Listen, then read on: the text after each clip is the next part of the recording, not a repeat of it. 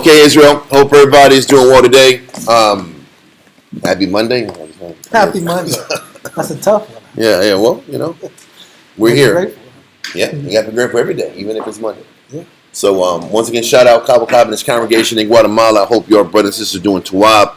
Shout out SOW family in Virginia, Kazaki, SOW Rochester, SOW Houston. Hope everybody is strong, fighting a good fight, and continuing to push towards strength. That's all we can control. Today's topic is a part 2. It's Satan, his principalities, and war in heaven, part 2.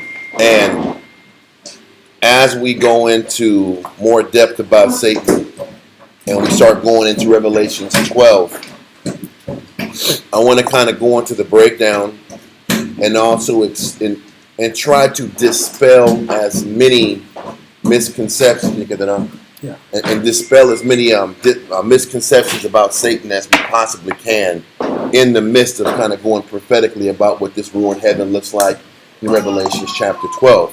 So what we're going to try to do is be as clear and take as much time as possible. So if we're getting confused, if there's some information that if there might be some misunderstandings, feel free to ask me to slow it down, and we'll make sure we take our time and explain things as much as possible. Last week, we went into Luke chapter 4, verse 1 and 7. And I actually want to do that again and go back into Luke chapter 4, verse 1 through 7. And we know that's dealing with Christ and Satan, and when Satan tempted Christ. Okay? And Satan tempted Christ with the opportunity for power and the opportunity for dominion and so forth and so on. So let's start off. So let's get Luke chapter 4, verse 1 through 7. Because once again, as Israelites out here that don't think Satan exists, and Satan may be a figment of an imagination, and our job is to make sure we give as much clarity about the Bible as possible. So, Luke chapter 4, verse 1 through 7. Luke chapter 4, verse 1. And Yahushua, being full of the Holy Spirit, returned from Jordan, and was led by the Spirit into the wilderness, being 40 days tempted of the devil. And in those days he did eat nothing. And when they were ended, he afterward hungered. What is this letting you know in general? When any single one of us makes a decision to not feed the flesh, what automatically enters into your life? Temptation. Why? I don't care who you are. When you make a decision to go against your nature, Christ made a decision to go in the wilderness and eat nothing and give his mind to the Most High. And immediately, once he sat back here and made a decision to deny himself and to please the Most High, then all of a sudden the temptations started to amplify. Okay? I got this. Okay. The temptations started to amplify. Everybody, if it continues to buffer, just keep letting us know, and we'll see what's what. So, read verse 2 again on me. Come, being 40 days tempted of the devil. And in those days he did eat nothing. And when they were ended, he afterward hungered. And we explained last week that when any of us were literally tempted of the devil, we're tempted of our own what? Our own lust. And we made sure, as we explained last week, that Satan didn't have any physical power over us. But we talked about, I kind of explained an analogy about Satan giving us the cheese. And it's like 3 o'clock in the night, Doc, and we think, man, this cheese is delicious. I can't sit back here and stop no more. I can't sit back here and hide no more. I don't see any lights out there. So let me go out here and eat this cheese. That's the thinking of what temptation is. Let me go and pursue what's really inside of me. So in the midst of this 40 days, Satan is being tempted based on the things he is denying in himself. Right? Read on. Verse 3. And the devil said unto him, If thou be the Son of the Most High, command this stone that it be made bread. And all Satan is doing is saying, he is reminding and acknowledging Christ's power. He's like, if you have power, use your power to gain your advantage. Use the strength in your hand to change your situation and circumstance. Now, we're not Christ, and we don't have the power to sit back here and change stone into bread. But what do you have power to do? You have power to run from your battle. You have power to not be humble. You have the power to choose the direction you want to choose and to not submit to the Most High's will. That's the power we have. That's the control we have. So when we're being tempted, the same template that spiritual demon Satan offered Christ is the same temptation or the same option that we all have. We all have the option to choose not to serve. We all have the option to choose to not be in order. We all have the option and the power to choose not to submit. But when we choose to remove ourselves from a situation, it's no different than Christ removing himself from his hunger and changing that stone to bread. What's the difference? All it is we try to use our power and whatever little power we have to make our life more convenient, to make our life easier for us to get the things that we want in life and not have to wait and stay in order like everybody else. So this first temptation is all about using whatever little power you got to remove yourself from whatever battle that is presented to you. And that's everybody's temptation. Everybody's temptation. But once again, does Satan sit back here and enter into him and sit back here and change how his perspective was? No. He just relayed what was already in him. Okay, Christ, you got the power to change your condition, then change it. I know you're hungry. I know what you're thinking about. And if you have the power, to change your circumstance, use it to your advantage. To benefit you. To benefit you. That is what temptation is in a nutshell. Use your advantages, use your power to make your life easier. And that is the root of serving Satan. And making your life easier means avoiding my spiritual responsibility, avoiding overcoming my flesh. And the scripture says, making provisions for the flesh. Because that's what it is. People say, well, why can't I make my life easier? I'm supposed to use my brains and my wit, my talent, my ability for my benefit. Yes, if it's for your spiritual benefit. Mm-hmm. But Christ doing that will make his life easier for his fleshly benefit. And that's the difference. And that is the dilemma that that Satan is presenting to Christ. Mm-hmm. Use your power to alleviate your stress. You suffer. To alleviate your suffering. Just do that and you'll be fine.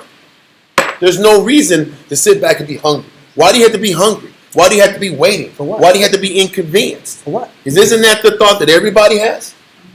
Why do you have to wait for the Most High to bless you? Why do you have to wait for good to come your way? Why don't you just take the bull by the horns and direct the life the way you want to direct it? Why do I have to deny myself for said period of time? When I have the power to not deny myself.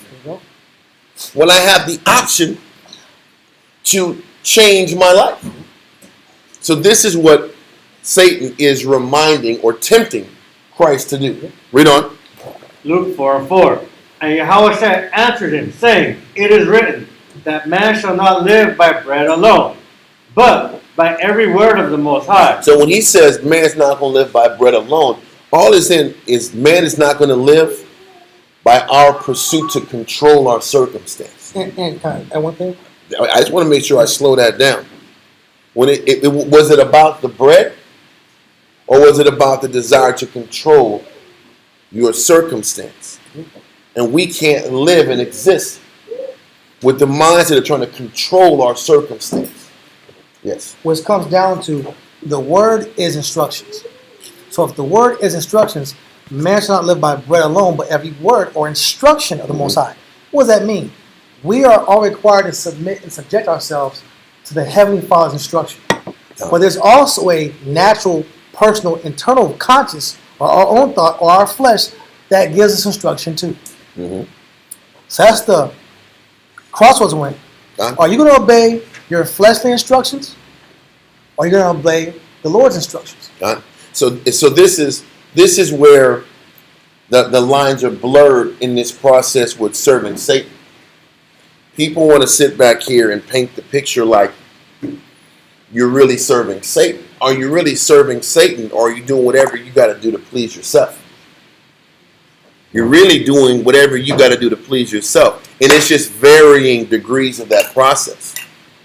As we sit back here and we'll look at the world leaders and we'll look at the juice and all the people that are in power and the quote-unquote Epstein class, and say these guys are the wicked. And they are. But they're just the highest of the level of wickedness. Because they have just totally given themselves to any of their inhibitions. But what difference really is them giving themselves on the highest level of the inhibitions, or you giving yourself to your flesh every day? It's just about power. It's just how much power you get back for your submission to your flesh, and how much power you have to actually execute all your lusts. Exactly. Exactly. If you had the power to execute, if you had more resources, you actually corrupt yourself even more. Yeah. And that's the truth. Mm-hmm. And this is an aspect of, this is another reason why you don't have the things you want. Because he knows you utterly corrupt yourself. Yep.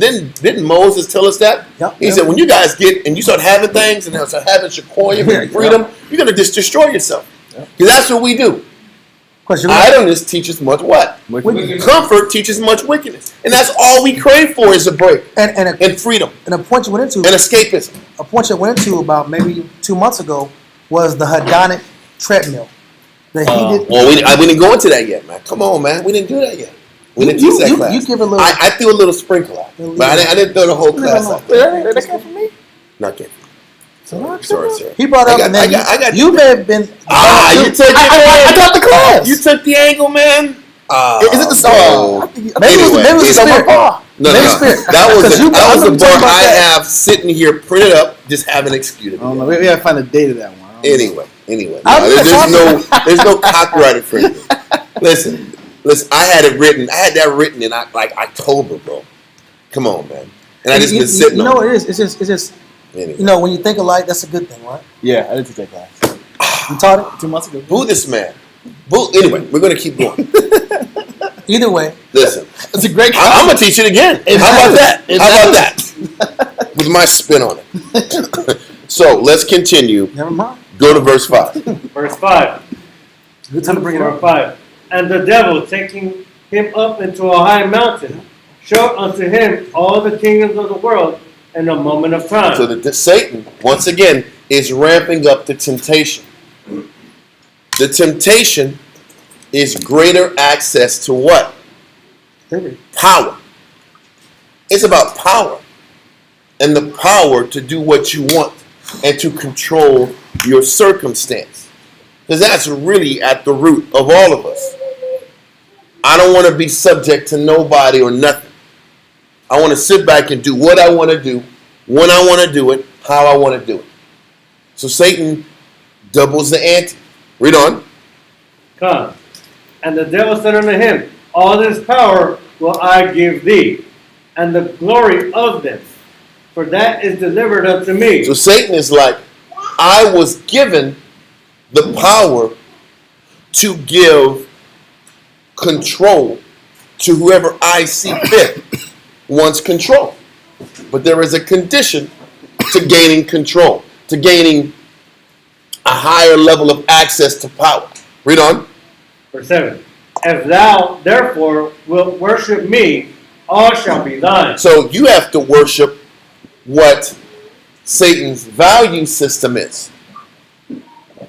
And the more you tap into what Satan knows was inside of you, then you'll have access to that power. Now what I want to do is hold this or let this go.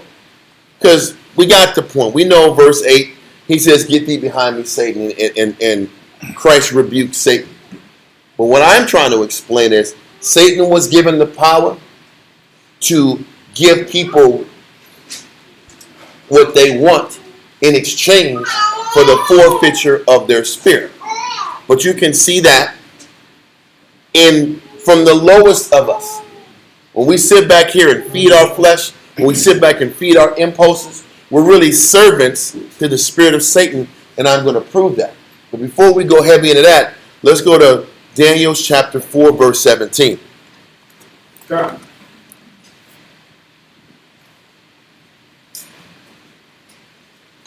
Okay, it says, what if a person has this knowledge and already is given to their flesh and they serve Satan? Does the Most High still restrict them of their desire? The Most High never restricts us of anything. The Most High gives us the knowledge and information and the law to give us an opportunity to choose Him.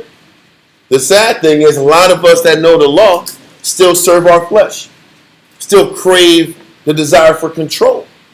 Still, listen, you can tell a person desires control based on how they deal with their brother, how they deal with the people around them. Yeah, their dependents and their peers. Well, I'm gonna say this. Is it dependence, or you can tell a person about their control by how they're able to be patient with the people around them. Yep.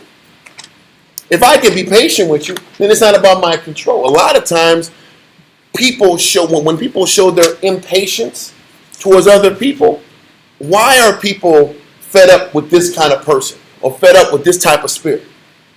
Why does this type of spirit piss them off?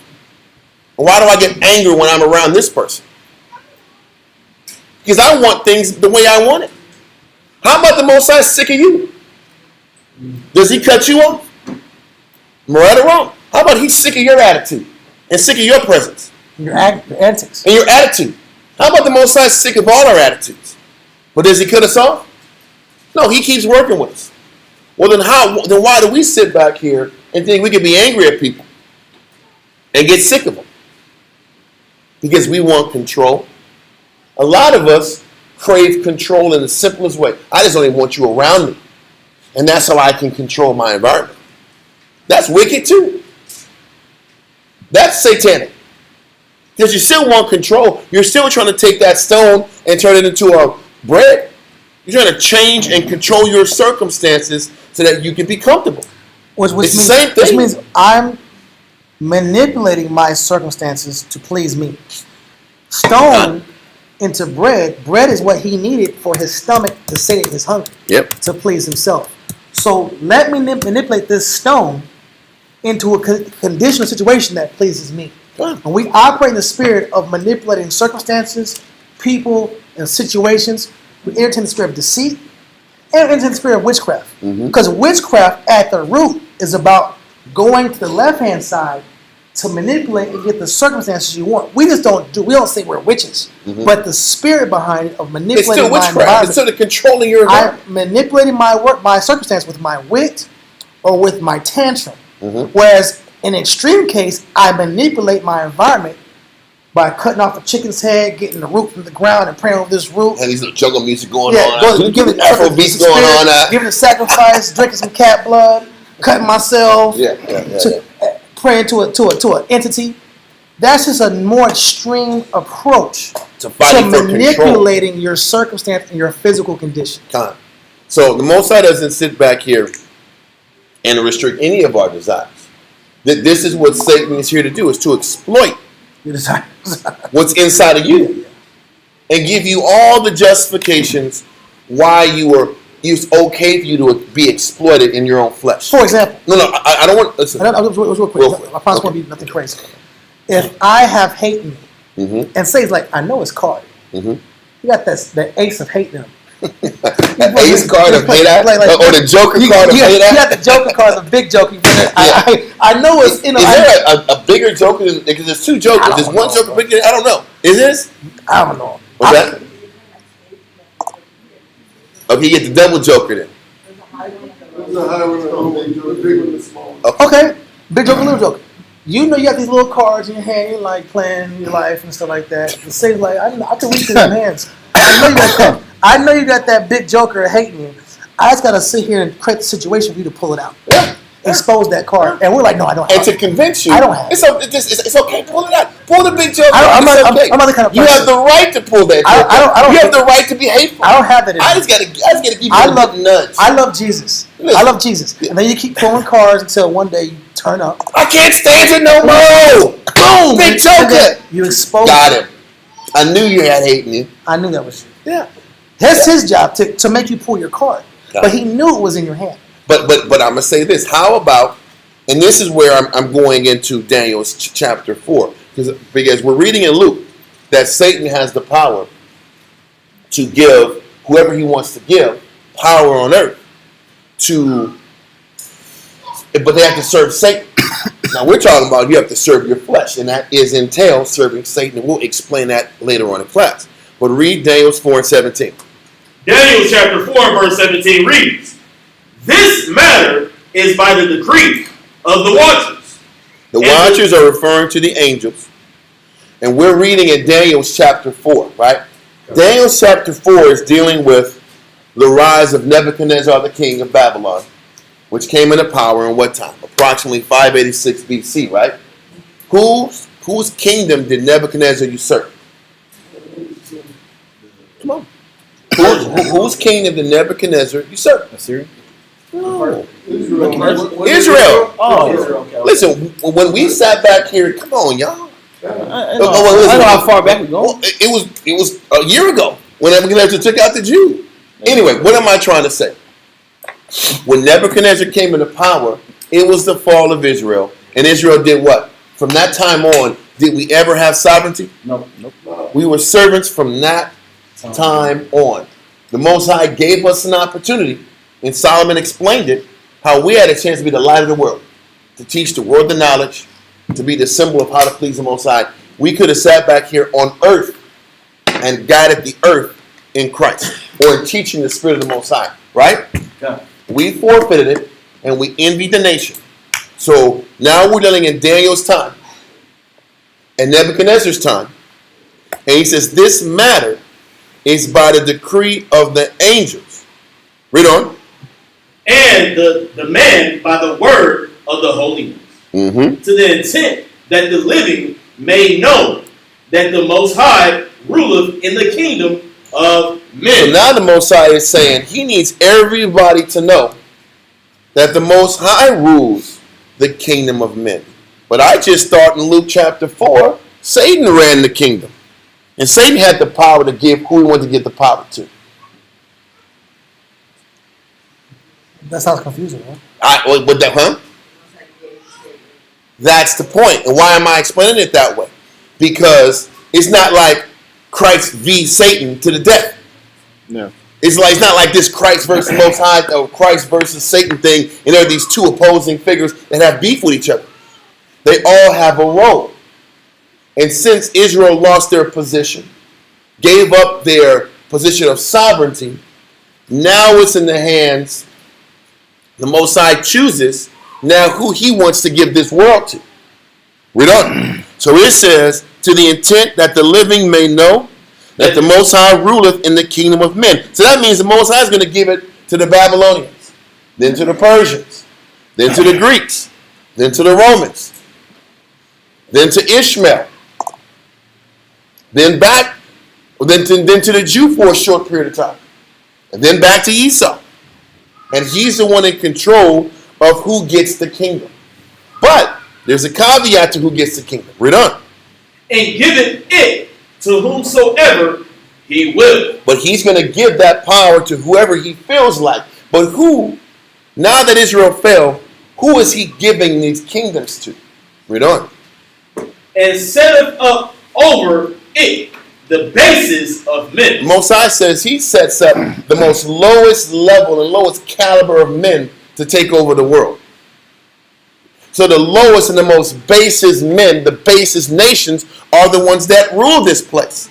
This is not about intelligence. This is about spiritual, the immoralness of civilization. They're the ones that have an opportunity at the power now. The decrepit. And how do you know that? Because Satan said, listen, you got to be decrepit to get the power, G. You got to be wicked. You got to live base and with no morals, and I'll give you what you want. You see how it is? He says the Most High gave the bases of man power. But the bases of man have power when they choose to be the most basest form of themselves. And they express it. Listen, you sit back here right now. How can you sit back here? Nobody in the media talks about how people in Gaza are still starving. People in Gaza have no running water. But what are they saying online? Man, if these Iranians destroy the desalination plant in Israel, that is the most wicked thing anybody could do on earth. The desalination plant is in Israel. They're able to take the dirty water into clean. So people can have running water. And they're saying that these wicked Iranians sit back here and destroy that plant in Israel and Saudi Arabia. They're the most vile people ever. But it's okay if I take the people down south and need water. It's okay if we take their water because they're not humans. You see that? You see how wicked that is? The bases of mankind are the ones who get the power. But who allowed this to happen? The Most High first, and he allowed Satan to take over. So keep that in mind, because when we read in Revelations 12, the scriptures pretty much says that Satan will be removed from power. And it comes off like there was a beef in heaven. And this beef in heaven, Christ gave Satan that knockout blow, and Satan ran away, and he's in heaven. He's in hell now. For 1,000 like years. He was kicked out. But But that's a whole nother thing. But the idea that Christ defeated Satan, and now Satan is running off, and he's in hell where he belongs. When in actuality, the Most High put Satan in this position when the Most High made a decision that the basest people on earth are going to get an opportunity to run this planet. Yep. And since I know your base, I'm going to put the guy that's going to sit back and allow you to fuel all the baseness in you to give yourself to that. So that will be the reason why I come down and destroy you. Does that make sense so far? So Satan has the power, but who gave Satan the power to choose who he wanted to give it to? All Satan said is, listen, I'm going to give you the power to give people power on earth, but they got to be base and foul. And they got to be evil. And they got to be corrupt. And the more corrupt they are, the more power you give them. That is the condition of how I want things to be run on earth. So I can really see through this world of hate and evil who really loves me. Because they're going to have to choose me despite all the other options that are out here to fuel their lust. And when we sit back here and choose Christ, despite all the darkness around us, is how we earn the kingdom. That's it. Are we clear so far? Can I pull one? Not yet. Not yet, because... Not yet. Okay. Not yet. Not yet. Okay, so with that, I want to set the tone about what the battle is. The most basis of man is the one the Most High chose to have power on earth. But the basis of men can only get power if they serve Satan. Because Satan is the gatekeeper of rewarding the power. And Satan's like, if you want the power, how much are you willing to debase yourself? Just like Esau. Because that's the $1 million question. Yeah. Why does the evil man run the earth? Yeah. Why does the poor man have to suffer? Why do the good have to sit back and go through all the hell? This is the answer to why life is the way it is. Why the poor who do right have to catch so many obstacles and go through so many tribulations? Because the poor have to show the Most High where their heart is. The wicked have already made their decision. Are you going to sit back here and feed in your lower level way your desire for control? To your capacity. To your To capacity? your maximum, because Trump's maximum capacity, and these politicians' maximum capacity, and these princes' maximum capacity for wickedness is just, they have a higher threshold than we. You know, they have a greater capacity to corrupt more people. Yes. You're just going to bleed the block. Yeah. And sell drugs to people that already do You're going to drugs. destroy about 4 blocks of lives. You can destroy 4 blocks of lives. You can destroy a corner out. You can destroy a corner out. Yeah. You can destroy 20 people's lives out. And you can shoot about 4 or 5 guys until you get locked up 20, 30 years. Yes, that's your maximum capacity negative. Listen, that's why they use these artists, these rappers so much. Because they can sit back and destroy more people. Yep. So I'm going to give you more because you can corrupt more people. Yeah. And they say it. And this is why Cardi B is making money. Oh, yeah. Because Cardi B is going to bring a lot of people to hell. She has a How about that? She has a higher capacity to pull spirits. God, Now, Sexy Red. Listen, we need Sexy Red to corrupt as many people as possible. Right? It's the truth. And listen, I'm gonna quote word for word. What's his name? Oh man, I forgot the guy's name. What's that? Who was Gucci Mane's number 2? Pooh Shiesty? No. Before that, he had the dreadlocks. Yeah, let's do it. Oh, Waka Flocka. Yeah, Waka Flocka. He said in the song. He said, "Yeah." How do I know this? He said, Waka Flocka. Oh, I get that one. That's obvious. Oh, yeah. The Book of Atlanta. Later. The Book of Atlanta. Chapter Waka Flocka. No, he said, "Oh, let's do it." He said, "Drugs, I influence. Yeah, I influence." He's not a good rapper, really, but It wasn't. It was his energy. He said, "Yeah, I influence." So he's singing. The scripture says they rejoice to do evil. Yeah. He's saying he's knowing what he's doing. Yeah. We do the same negative. We said we don't know what we're doing. Yeah. I didn't know I was being so bad. But he knows he's corrupting a lot of people. He knows. Listen, we talked about today how listen, if you was raised in Cali or listen to West Coast music, That's all. listen, bro. How many people were spawned into wickedness by listening to Dog Pound? Inspired. Come on, man. Anyway, that's another story. What am I trying to say?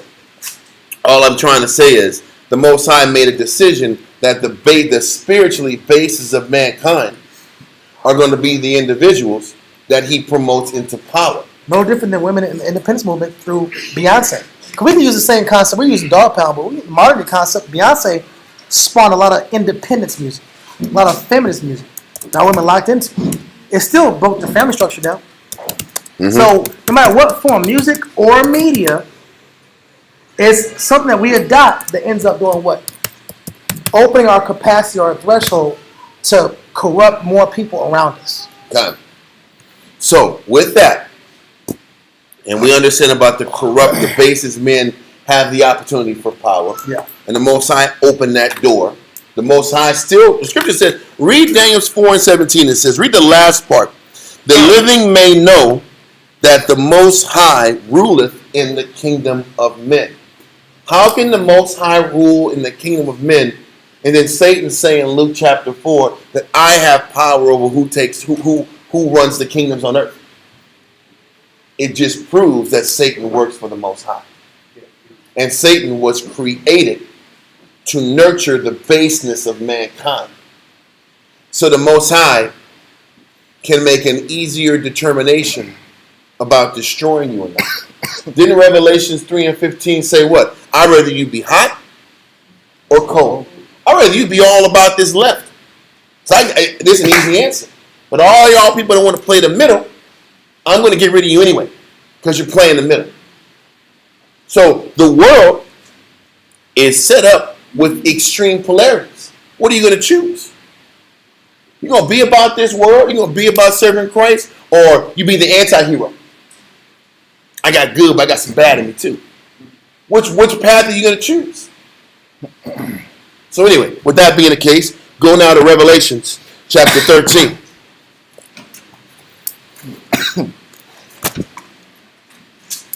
Because once again, we're trying to sit back here and explain Satan's power, but also explain that Satan, his power was granted to him by the Most High. And his power, he really doesn't have power over an individual that wants to serve the Most High. It's all at the same time. He has power. The Most High gave him power, but he's really powerless over those who choose Christ. Read Revelation chapter 13, verse 1. God, Revelation 13:1. We're going to read verse 1 through 4, and then jump to 7 and 8. And I stood upon the sand of the sea, and saw a beast rise up out of the sea, having 7 heads and 10 horns. This nation came up out of the nations. There was a certain group of people that rose up out of the nations on earth. And this particular nation had 7 heads and 10 horns. Okay, read on. And upon his horns 10 crowns. So when you're sitting back here and you're considering this beast that had 7 heads and 10 horns with 10 crowns, crowns represents power, and these 7 heads represent the leadership of this particular beast, of this particular people. Hold this and go to Revelations 13 and 18. Verse 18. Here is wisdom.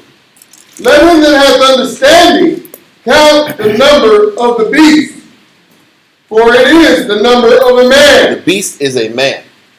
So when you're reading in Revelations 13, it's talking about a man or a nation of people that rises above the rest of the nations. And when you sit back and you look at 7 heads is talking about 7 empires that spawned out of this one nation of people. So the 7 heads is talking about literally time periods. A time period that this one nation had to be above the rest of the nations on earth. Does that make sense? Read on. So it says this nation had 7 kingdoms, and on top of those 7 kingdoms, they had 10, throughout history, they had 10 subordinate groups and peoples that supported this one Edomite kingdom. They had tributaries towards the main kingdom. Yes. So you have the one head, you have the one thing that's a point, and then you have these tributaries paying their resources, and it's like it is now. Yes. It's all throughout life. There's been tributaries or proxies that support the one elite nation. Okay? Now read on. Of that nation. Of that nation. Read on, verse 2. Verse 18. Yeah, no, keep going. And upon his heads. Number. And upon his heads. Okay, back to verse 1. And upon his heads the name of blasphemy. Upon all the leaderships, none of them stood up for honor and righteousness. None of them were really about serving the Most High in Christ. Yeah. It was always about pushing their agenda. It was about kingdom and empire. What they stood for was kingdom and empire. Okay, Leverage and power of people. But let's keep going. Verse 2. And the beast which I saw. You know you can't be at the top without being base. Because that is the contract. The prerequisite. That's the contract of what it takes to be above the rest of the nation. So are you the most corrupt? Are you the most wicked? Are you willing to sit back here and do the most corrupt? Listen, when you sit back and look at the history of the Jews, there is a reason why they're the top tribe of the Edomite nation. All throughout history. They're the Judah. Like you have Judah and you have the tribes. You have a head tribe. That nation also has a head tribe. And they're the head tribe. And what made them the head tribe is they do the most corrupt thing necessary to get on power. When you sit back here, did y'all know, when you sit back here and watch like the Italian mafia, you know, the Tommy guns and what's the first guy you think about when you think of like the mob? Al Capone, right? Yeah. What was Al Capone? What tribe was it? What nation was it? He was an Italiano. Everybody thinks the Italians were the top crime bosses in the United States. You know that the Jews, they were the ones who ran the Italians. You know, Lucky Luciano, remember him? He was before Al Capone. Lucky Luciano was a top crime boss. He was Italian. Guess who he served? Meyer Lansky. You never hear about Meyer Lansky. Meyer Lansky, Italian. But he wasn't.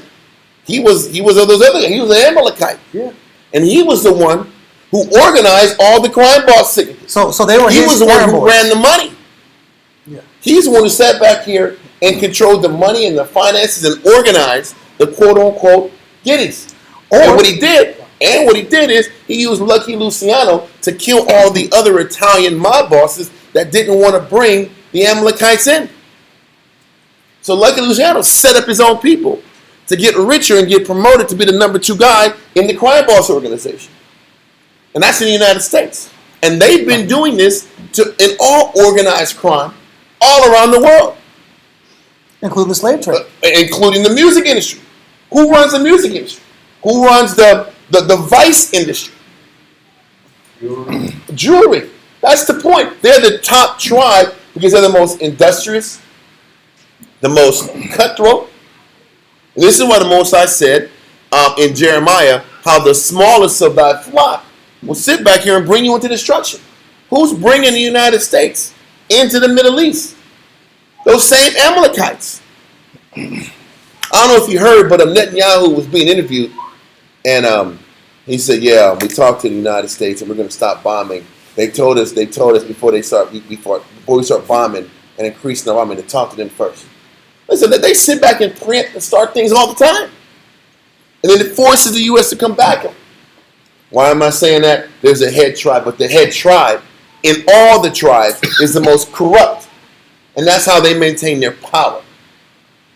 And that's what makes them blasphemous. Yeah. What's blasphemy? It's a filthy, wicked what? Act. And that's what made them on top of the rest of the nations on earth. Does that make sense? Read verse 2. Verse 2. And the beast which I saw was like unto a leopard. And when Esau starts to, when John starts to explain what this nation looked like, he said they looked like a leopard because that was the first thing he saw. And the first thing he saw was the leopard, which represented the Greek Empire. Because this seven-headed animal, or beast, had 7 kingdoms, but on the onset, it looked like the Greek Empire. Because that was when Esau came into power in approximately 331 BC. So he looked like the leopard because Alexander the Great was known for his leopard skin skull cap that he used in wars, and he was also known for the swiftness of how long it took for him to completely dominate the world. Shortest period. He did it quicker than anybody else. 12 years, yes. Yes. And that was the first beast of the Edomite nation. Read on. That was a whole time period. Yes, that was a whole time period. But that time period spans from the Greeks, the Romans, then after Rome fell, then they came back into power under the Spanish, then the French, the Germans, the Russians, the British, and all these Edomites had their run. Read on. And Revelation 13:2. The beast which I saw was like unto a leopard. His feet were as the feet of a bear. The feet is the latter end of this beast. The feet represents the end. The last time period. So he's telling you the time period of this nation starts with the Greeks and ends with the Russians. Because the bear represents Russia. And he's saying all of these nations are wicked. Because you can't get in power unless you're wicked. Listen, I don't know if y'all know, but Cuba is literally in a blackout. There's no electricity in Cuba right now. They're starving the Cuban people, the United States is, and they've been starving them literally for months. And nobody talks about it on television, do they? No athletes But that have Twitter and they'll talk about, I go on these baseball players. They'll sell their shoes, they'll sell their outfits, their clothes, their wares. They'll talk about politics, but they don't talk about this. How come LeBron ain't saying nothing about Cuba? I thought he was the guy. I thought he was the guy that cares about politics and fairness.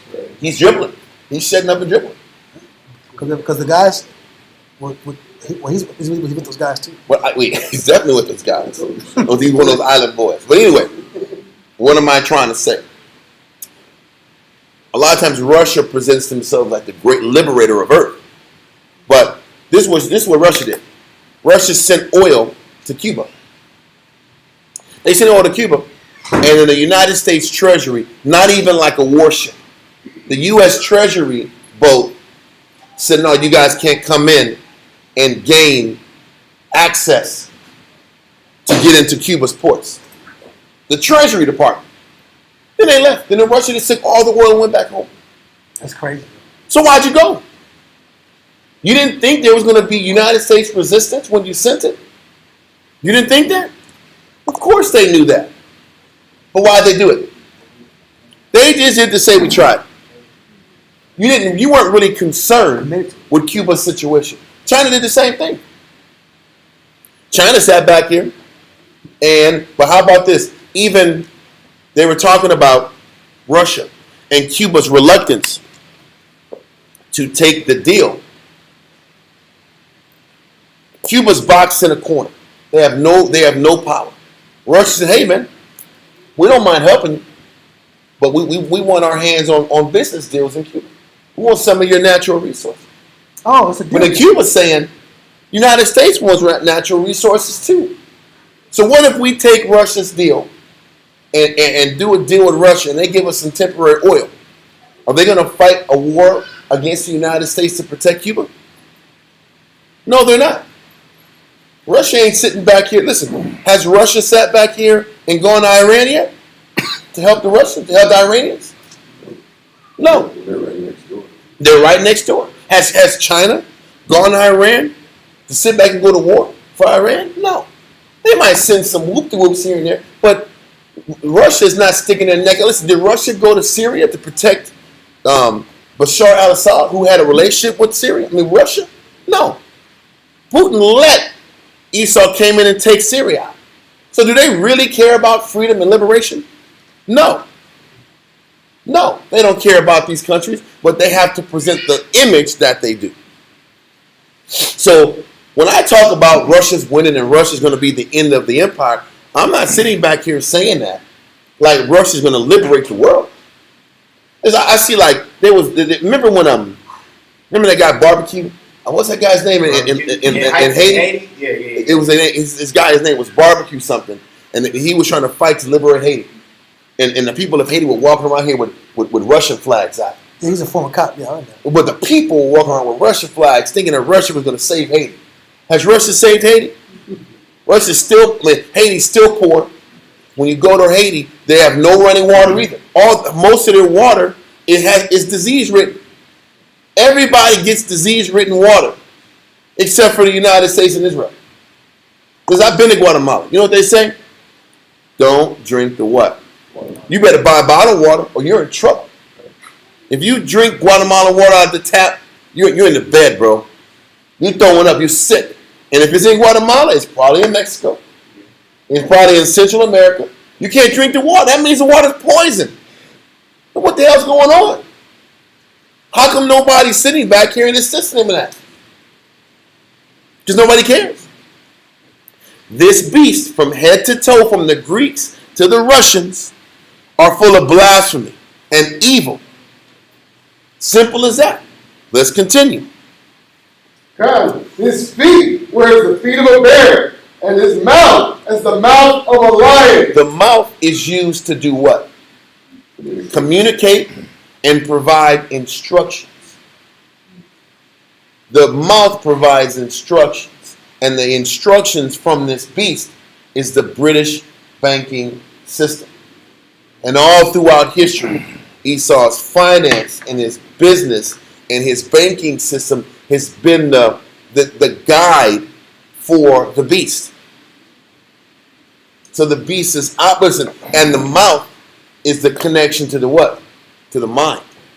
So the mind of the beast is executed through the mouth of the beast, which is that British banking system. It's how Esau has learned to set up systems and banking systems to keep the world in a constant subjection.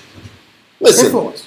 The subjection of influence. Think about everybody for years praised the British because they said the British eliminated the slave trade. They said that the British eventually, like in the 1700s, well, I'm going to say 1700s, 1800s, they started using their navy to force the rest of the slave traders to stop trading in slavery. And the British were praised for that. But there's a book called Wealth of Nations by the Scottish Edomite. And you know why they sat back here and stopped slavery? Was it because they were good people?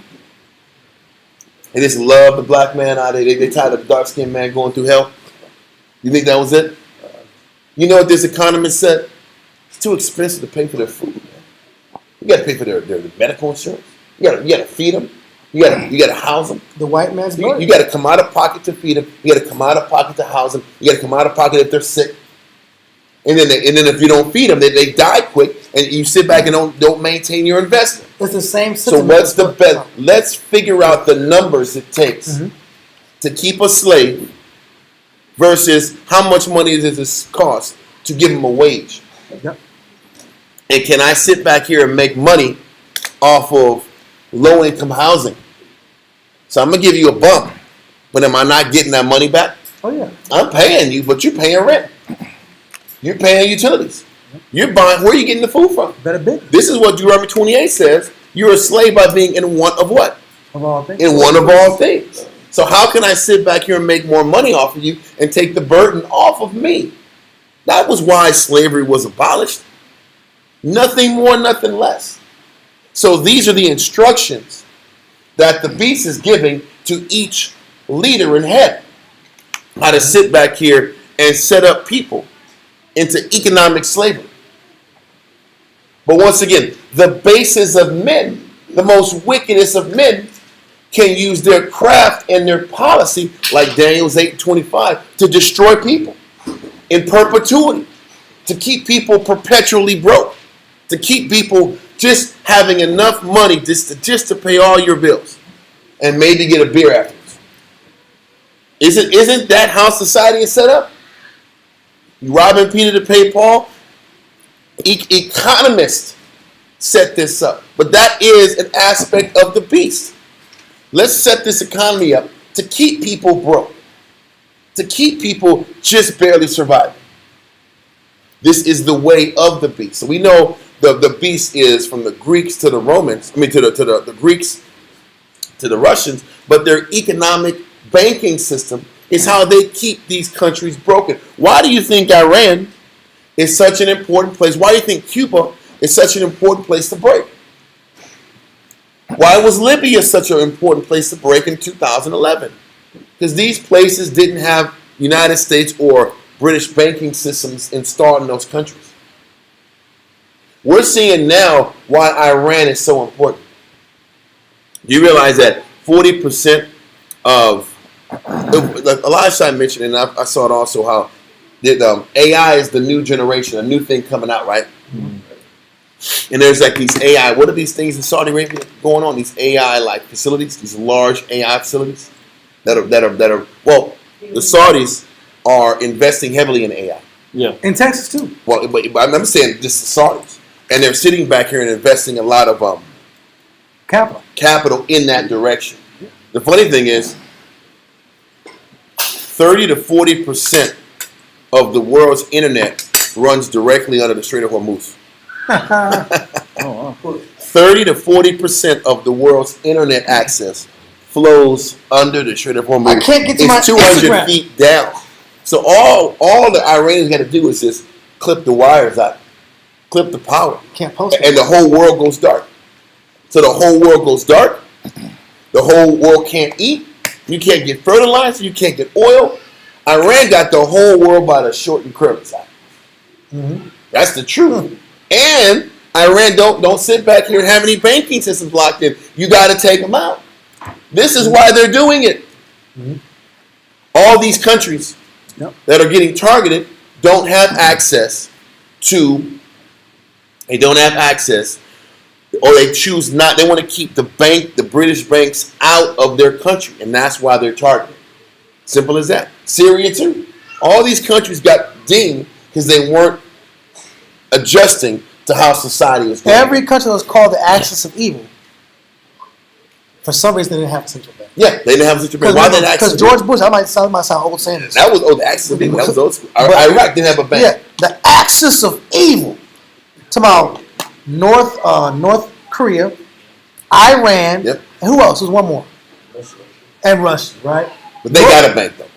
But central bank? Yes. Oh wow. Russia got a central. Well, they were saying that Because they're just warring Edomites fighting for who gets a chance to control the whole world. Yeah. But the small guys that want to break, like Cuba. Listen, Cuba still is independent. They don't have British banking systems there either. And you wonder why they're getting circled. There's I don't know if you guys know, in Colombia, the Colombian president right now is every day destroying drug manufacturing plants all around their region. Why is that? Because drugs are bad. What kind of drugs? I'm asking what kind of drugs. I'm not saying. Cocaine. Okay. Cocaine. They're trying to take all these cocaine factories out. Now, I told you guys in previous classes that Ecuador is the new haven of how drugs are getting shipped and pushed around the world. They were talking about Venezuela was the drug hub. It wasn't. It was Ecuador. And Marco Rubio in the United States are cool friends with the Ecuadorian president. And they sit back here and supply the world with drugs through their fruit shipments all around the world. Their banana shipments and their fruit shipments, they send those out there to Europe and they get high off it. That's how it goes. But the Colombians are infringing on the drug trade that the Ecuadorians run. The Colombians are taking out these factories and just throwing the guys in jail. They're just destroying the factories. So guess what's happening now? The United States wants to sit back here and kick out the Colombian president. He's a bad boy. Now they're sitting back here and trying to sit back here and oust him. Why are they ousting the Colombian president? He said, "Listen, Mr. President, I don't have any money in your banks. Listen, we're sitting back here." He said, Mr. Trump, come down to Colombia and we will show you how we're eradicating the drug trade. Come and see it so you can see it. You don't want to go down and see it. He needs that drug money. He didn't sit back here and take out Maduro for drugs. He took out Maduro to have control of the oil, like he always says. But the oil is secure. We're in Syria. We have the oil. That's what he's doing it for. But it's under the guise of protecting from drugs. But the drugs is being run by a guy that you put into power. Anyway, so are you saying pretty much? You're pretty much saying that these guys are bad guys. Well, it goes back to your central point when you open the class up about in order to have power, you have to be decrepit. You have to be base. Yes. And so because the only way to maintain power on a global scale is you got to keep taking out everybody you can. That is the basis of how to keep power in this world. And you can't keep power by being fair. And by justice. That's just the politics and rhetoric. Remember, I don't know if I think you sent to me. Netanyahu says, what did Netanyahu say about Christ? Like you can't live like Christ and have power on earth. Oh no, he said evil always outdoes good. Evil always outdoes good. Look at Christ. He said, as long as there's enough evil, he's a devil. Evil can always overpower. That's what he's saying. He said he understood you have to be more evil than the next guy to maintain your power. This is how Esau thinks. I got to project what I think you're going to do, because that's what I would do. That's what they do. Yeah, we know these Iranians are sitting back here. Listen, did y'all hear that? It was a rumor that the Iranians sat back and shot that bomb or that missile 4,000 kilometers to Diego Garcia base. Listen, there's a guy in Iran that's just busting out all the lies. He said, "Listen, man, the Iranian government never took credit for that. We never did that." But they're using that to say, hey, we told you these guys are sitting back here and having these long-range missiles. This is why we have to destroy them. They have to keep creating lies to justify these invasions. So we didn't even do that. Everything's a lie, and everything's used to sit back here and maintain power. But once again, read verse 2 so we can keep going, because we'll never get past class talking like this. Read on. Revelation 13:2.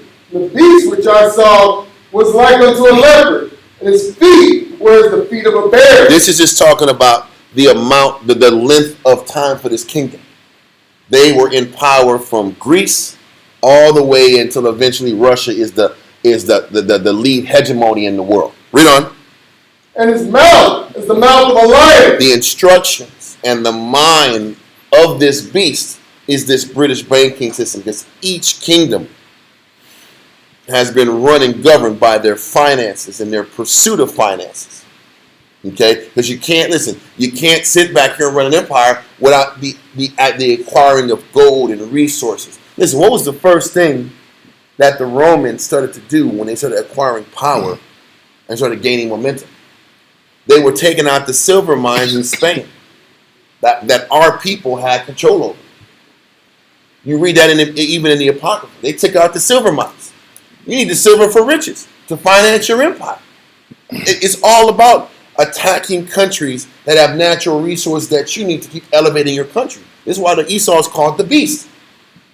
The beast has to keep acquiring and consuming to maintain power and leverage. They live off the fat of the earth. Con. What is the and fat? that's what that. And What that's what. is? Yep, exactly. What the is resources, the fat of the the earth? natural resources. And that was the blessing that Esau was given. So let's continue. And the dragon gave him his power and his seat and great authority. So once again, the dragon is talking about Satan. Satan that we read about in Luke chapter 4, that was given power from the Most High in Daniel's chapter 4. Satan now has the power to choose the most bases of the people on earth, to elevate them and give them power. And this is, well, now we're reading about how Satan has given power over particular nations to dominate. So we're going to be going back and forth from nationalistic power that Satan rewards to the reward that Satan fuels on a lower level within individual people. So you're saying, once again, there's a hierarchy in heaven, Yep.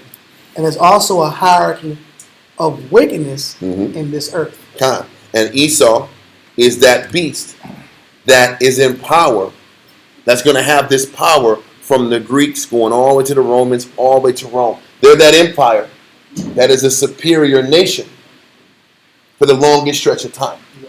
So let's continue. Verse 3. And I saw one of his heads as it were wounded to death. Verse 3 is saying that John saw one of the heads, one of the empires of Esau. It said his head was wounded to death. This happened to the Roman Empire in 476 AD. In 476 AD, the Germanic tribes, the barbarians, end up conquering the Roman Empire. Rome fell in 476 AD, not 193 AD like brothers would always say. It wasn't 193 AD. Okay? Why do you know that? Because in 476 AD approximately is when Rome fell. Read on. And his deadly wound was healed. Listen, his wound was healed in 1492 when who came into power? Nope. The 1492, who came into power? No, that's Spanish. It was the Spanish. Okay. So the Spanish are of the same nation as the Romans. They're just different Edomites from different European countries. It's a different vein of the Greeks. It's a different country. Okay. It's a different Edomite people. So in 476 BC is when Rome fell. Let's do the math. 476 BC to 1492. Approximately how long is that? Approximately. 476. Yes, it is. They're both 80. They're both 80s. 476 AD to 1482 AD. Just give me an approximate number. It's a little over 1,000. It's 1,000 years. And this is why when you read Revelations 20, it says Satan was bound for what? 1,000 years. But people think Revelation 20 is talking about Satan being bound after Christ comes back. That's not what that is. He's bound. Satan was bound after Rome fell. And Esau wasn't in power. Those base men weren't in power for 1,000 years. During that 1,000-year time, we had a reign on earth again.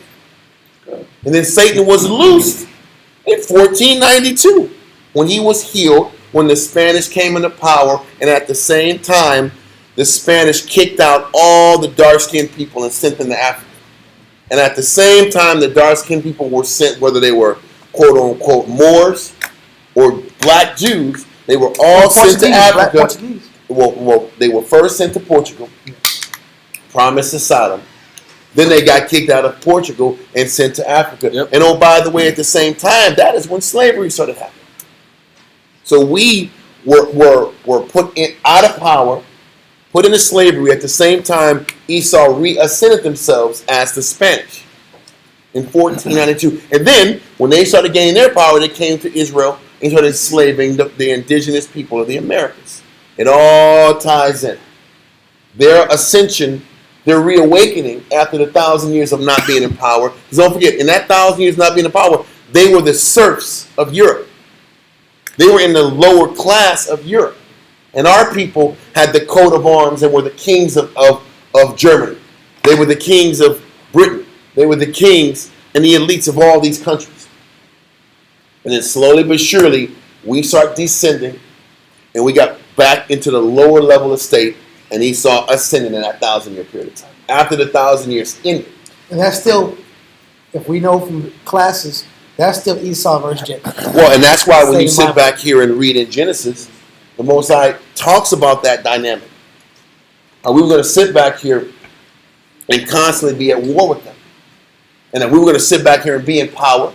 And then we're going to sit back and usurp power. Can y'all give me that real quick? Genesis? I think it's 27. Genesis 27.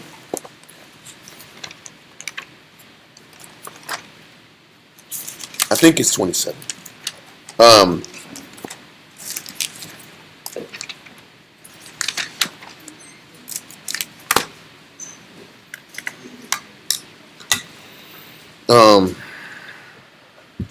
29. it's actually, I think it's 40. Let me see. Read 40. Genesis chapter 27. No, read verse 39 because it goes in what we were talking about earlier about the dew of the earth. Genesis chapter 27 and verse 39. This is when Isaac was giving Esau and Jacob blessings, right? Read on. Matter of fact, read verse 38. Verse 38.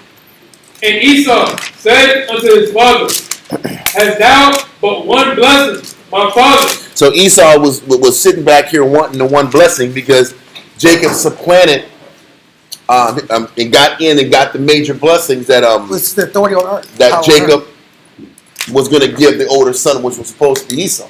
But keep going. Isaac. Bless me, What's even Esau? me also, O my father. And Esau lifted up his voice and wept. So Esau cried and wept because he wanted a blessing like his brother Jacob got. Read on. And Isaac his father answered and said unto him, Behold, thy dwelling. So he says, Esau, your dwelling, how you're going to survive. Read on. Shall be the fatness of the earth. He says, you're going to survive by gaining everybody else's fatness. How about that? Because every country gets their natural resources and uses the natural resources of their region to survive. Every nation has their inheritance. Every nation has their land and their inheritance. But there's a reason that the Most High calls Esau and Europe the bottomless pit. Brothers used to always sit back and say Esau or Europe is the bottomless pit because Europe has no natural resource. But that's not true. How is the Irish sitting back here growing potatoes if there was no natural resources? There's things there that grow in Europe.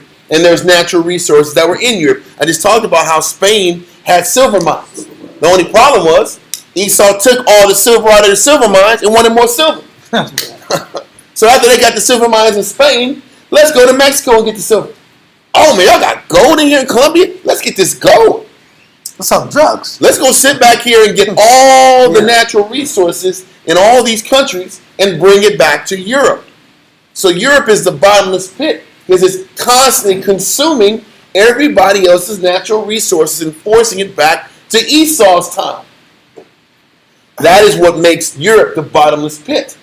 Because it's the place where everybody's resources come to sustain this hungry beast that's never satiated. It's never enough. That's why I gotta go get oil from Venezuela. Now I gotta get oil from Iran. Now I gotta get oil from Russia. Now I gotta sit back here and do all these things. I can't let China have access to this oil. So I'd rather sit on it than give it to you and let you pay for it. This is what's happening. That's the bottomless pit. Does that make sense? Read on. In Genesis. And Isaac his father answered and said unto him, Behold, thy dwelling shall be the fatness of the earth and of the dew of heaven. And you're going to see what he means. What I just said makes perfect sense after you read the next line. Read verse 40.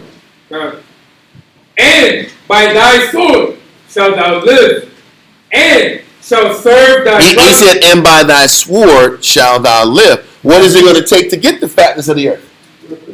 What is it going to take to get the dew of heaven? I got to sit back and go to war to get your due. Yep. I'm going to go to war to get the fatness of your land and your natural resources. If this ain't Esau, who is it? This is the only man that goes all around the world hunting for natural resources. Listen, this is why Esau has all these fancy satellites. They have all these fancy satellites in the stratosphere, and they've like rigged these satellites to find out on all quadrants of the world what countries have particular resources they can go and invest in. Where's the lithium at? That's my point. They went down from outer space and said, "Oh, y'all got lithium." You got lithium because whatever. How did they Jimmy rigged? They sat back and wired their little machinery to say, "We need to find lithium."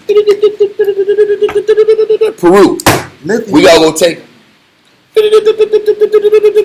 Cadmium, boom, we gotta go here and get it. And that's what they did, is keep going from country to country, looking for who has natural resource to extract it. Then we're going to sit back here and use the sword to take out your president, or just go to full-out war and take you out. That's what it is. Yeah. But this is how Esau was prophesied he was going to live, literally from Genesis. This is how you know Esau's the so-called white man, and there ain't nobody else. And that's why he is the beast.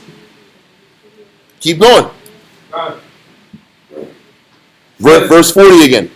And by thy sword shalt thou live, and shall serve thy brother. Now listen, for many periods of time in history, Esau served Jacob.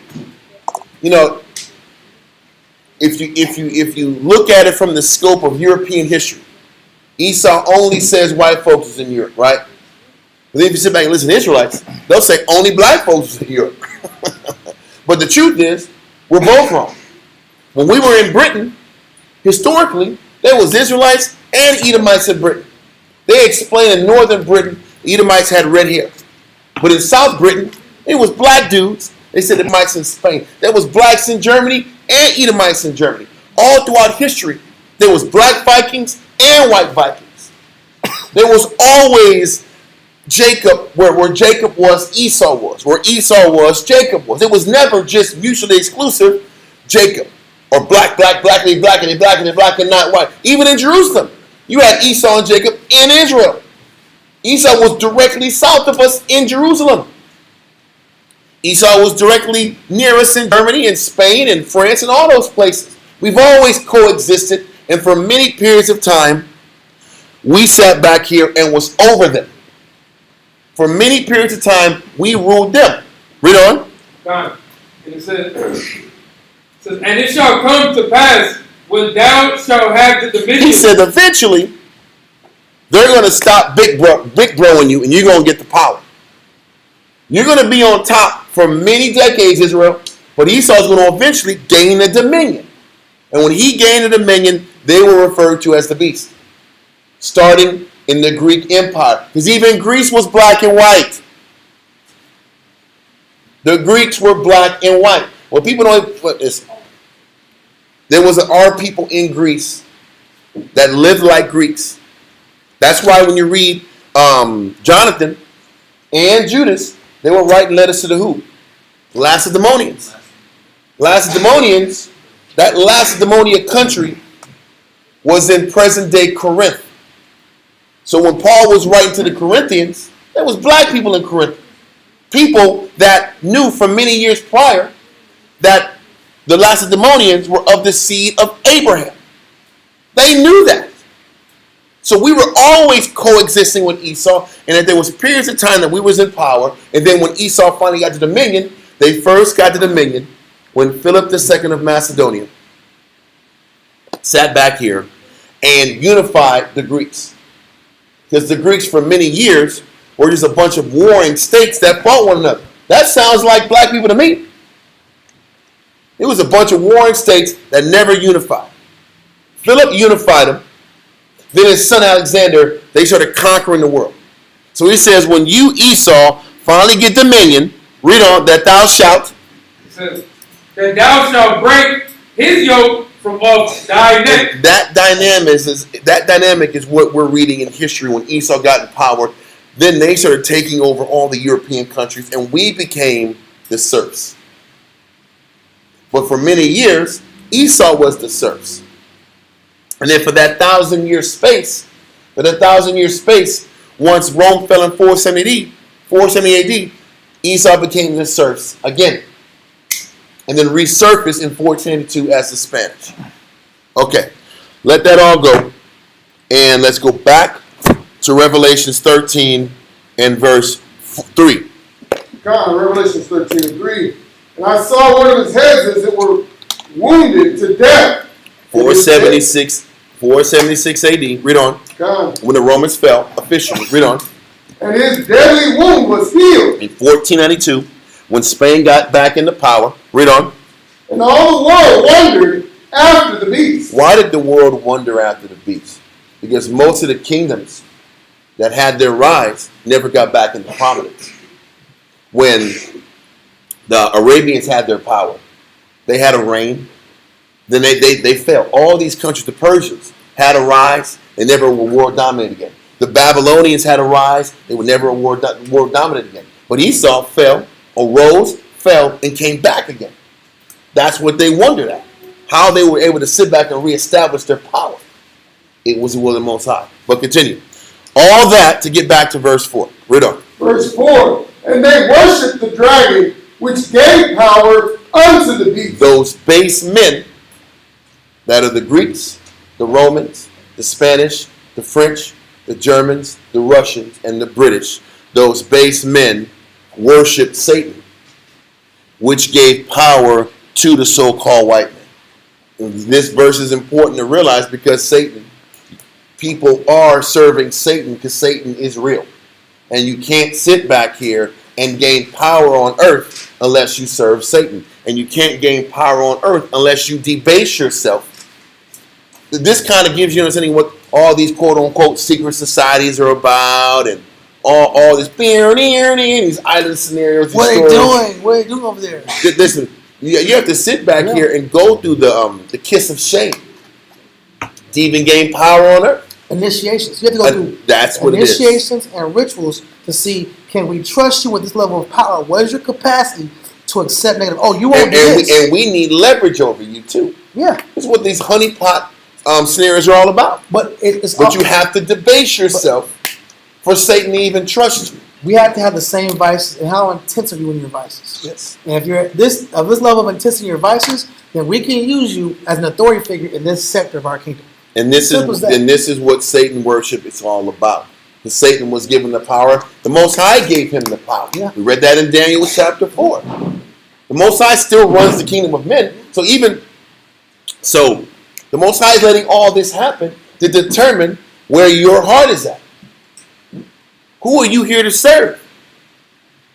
Because don't forget, when the Most High gave Adam everything, what did he do? Spit on it. He spit on it. So we got to fight every day of our life to prove to the Most High that we want this, despite the option or the opportunity for power. Because really, that's what this is. Are you going to give up your power and serve or not? Or are you going to live a life to gain control of your circumstances? That's why the scripture says, he that finds his life shall lose it. He that loses it, gives up control, shall gain it. It all ties in.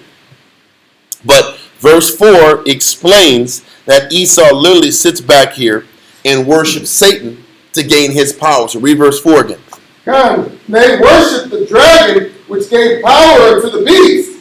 And they worship the beast, saying, who is like unto the beast? So it says, and they worship the beast. Who's worshiping the beast? The rest of the nations.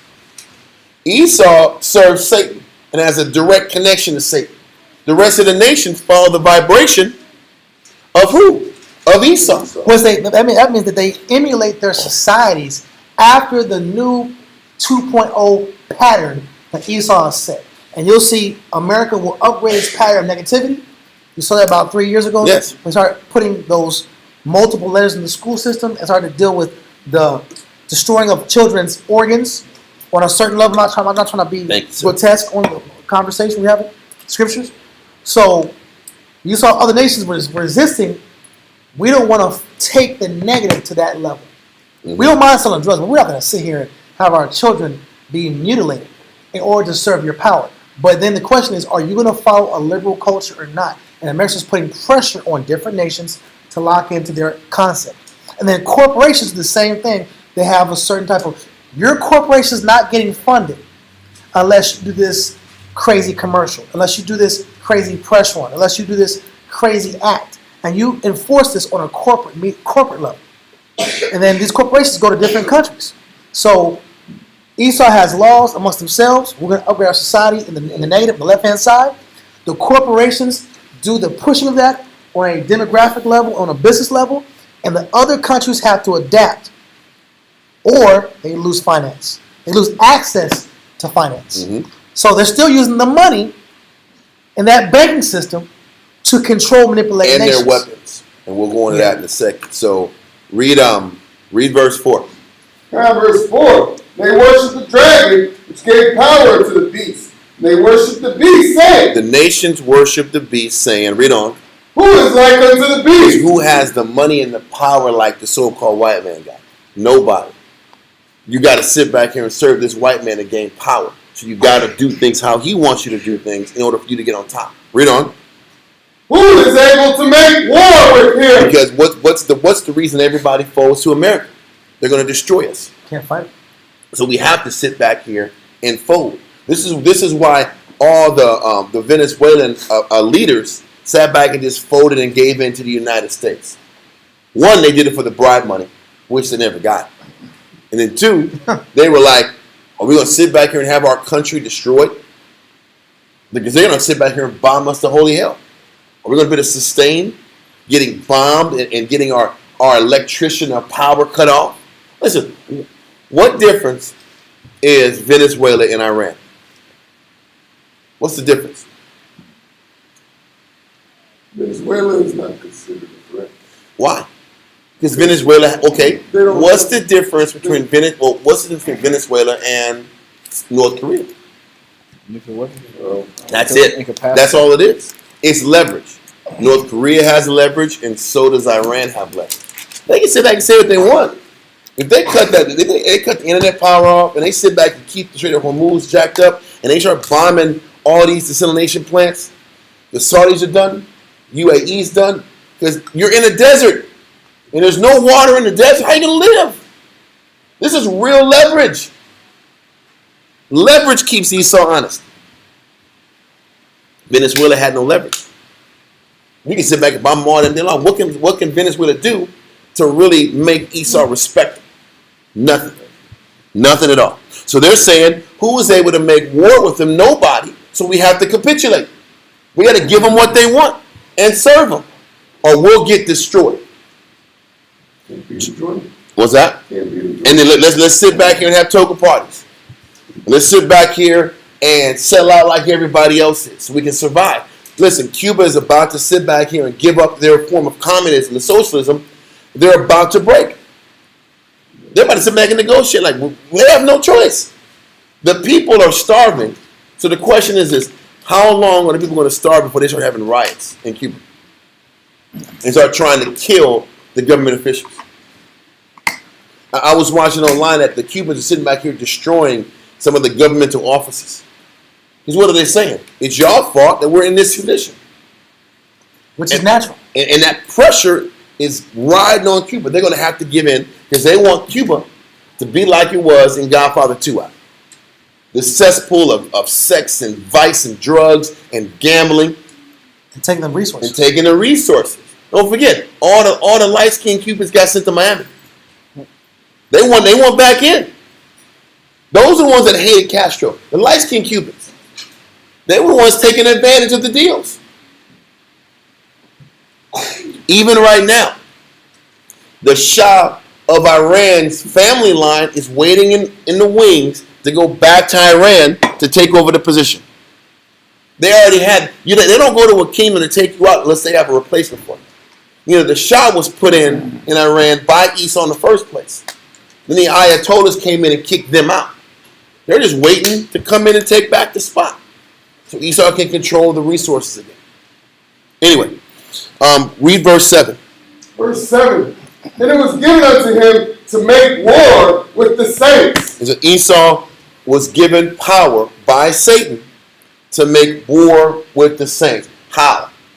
Esau was blessed with the what? Sword. With the sword. with the technology, with the science needed to control the entire earth.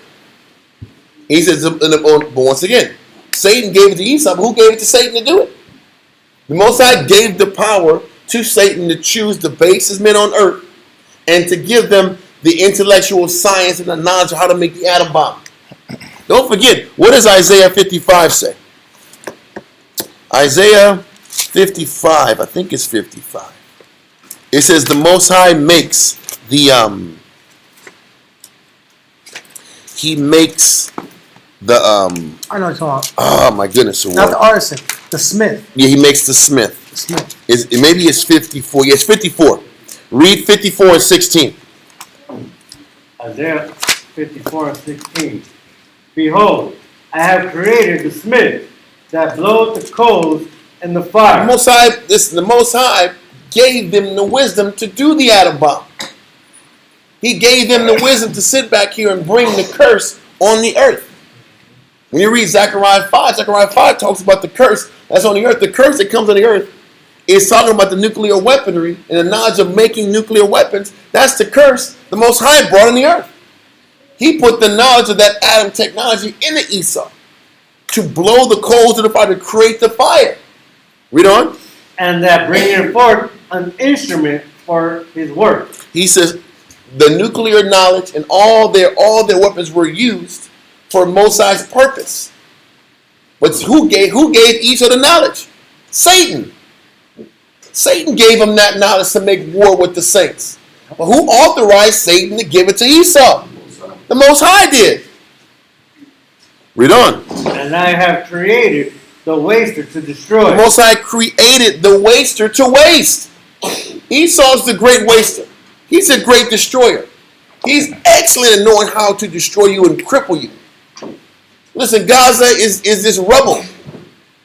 Gaza is this rubble. He said he created that man to do that. To waste. To destroy. That's synonymous with his name, wasted away. Well, no, not that. That's skin. That's melanin. But he made the waster to actually waste and destroy the people around him. All he knows how to do is to He has destroy. a sword, and he uses his sword. The thief cometh not, but to steal, kill, and destroy. Then the scripture says, when he sits back here and talks peace, beware. Because he has 7 abominations in his heart. So what do you think's happening when Trump said, yeah, man, we're gonna wait 5 days and figure out how we're gonna do this? Trump said, listen, we're in negotiation with Iran, right? Did they say that online? Mm-hmm. Right now as we speak, we're in negotiation with Iran. The guy that's living in Iran says that's a lie. No official in Iran has talked to Trump in weeks.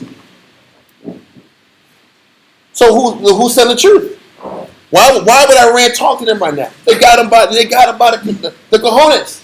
What they're saying is, I got to tell these people that were in talks, and then bomb them and say, well, they refuse to sit back and capitulate, so we have to bomb them. All they're doing is buying more time to get their soldiers in to get ready to go to war.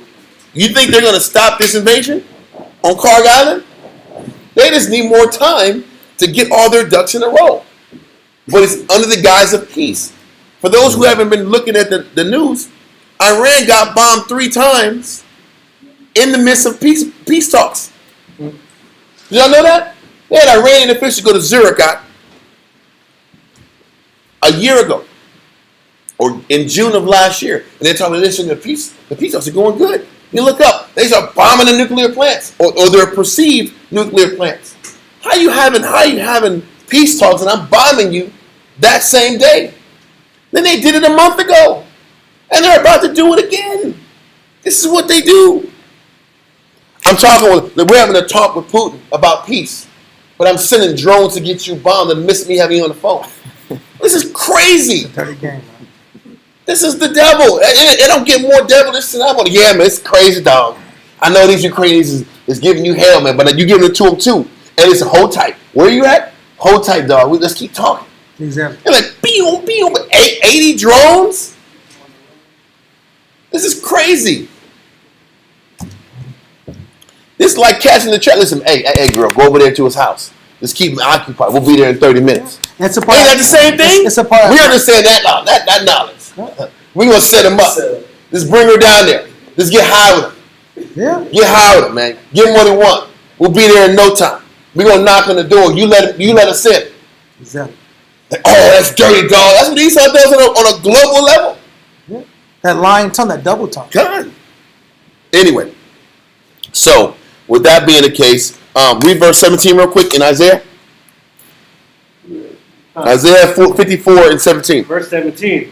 No weapon that is formed against thee shall prosper. But even though the Most High allowed these weapons to be formed, it's not going to prosper against us. He's going to use it to destroy that own nation who he allowed to create. His own system. His own system is going to backfire on him. It's going to be a snare for him.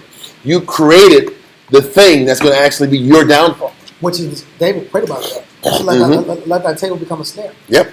God. And that's how the Most High works. But let all that go. Let's get back to Revelations 13 and 7. 7 and 8. Verse 7 again.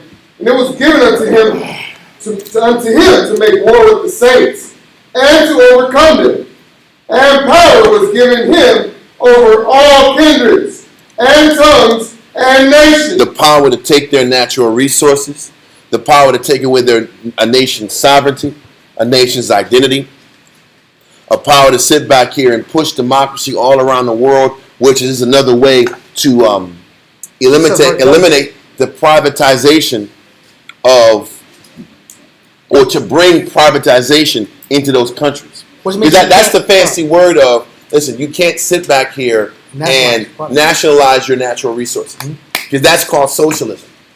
When a country says, listen, we want to use our oil for our own country, and we're not letting foreign countries come in here and pump our oil, now you're communist or now you're socialist.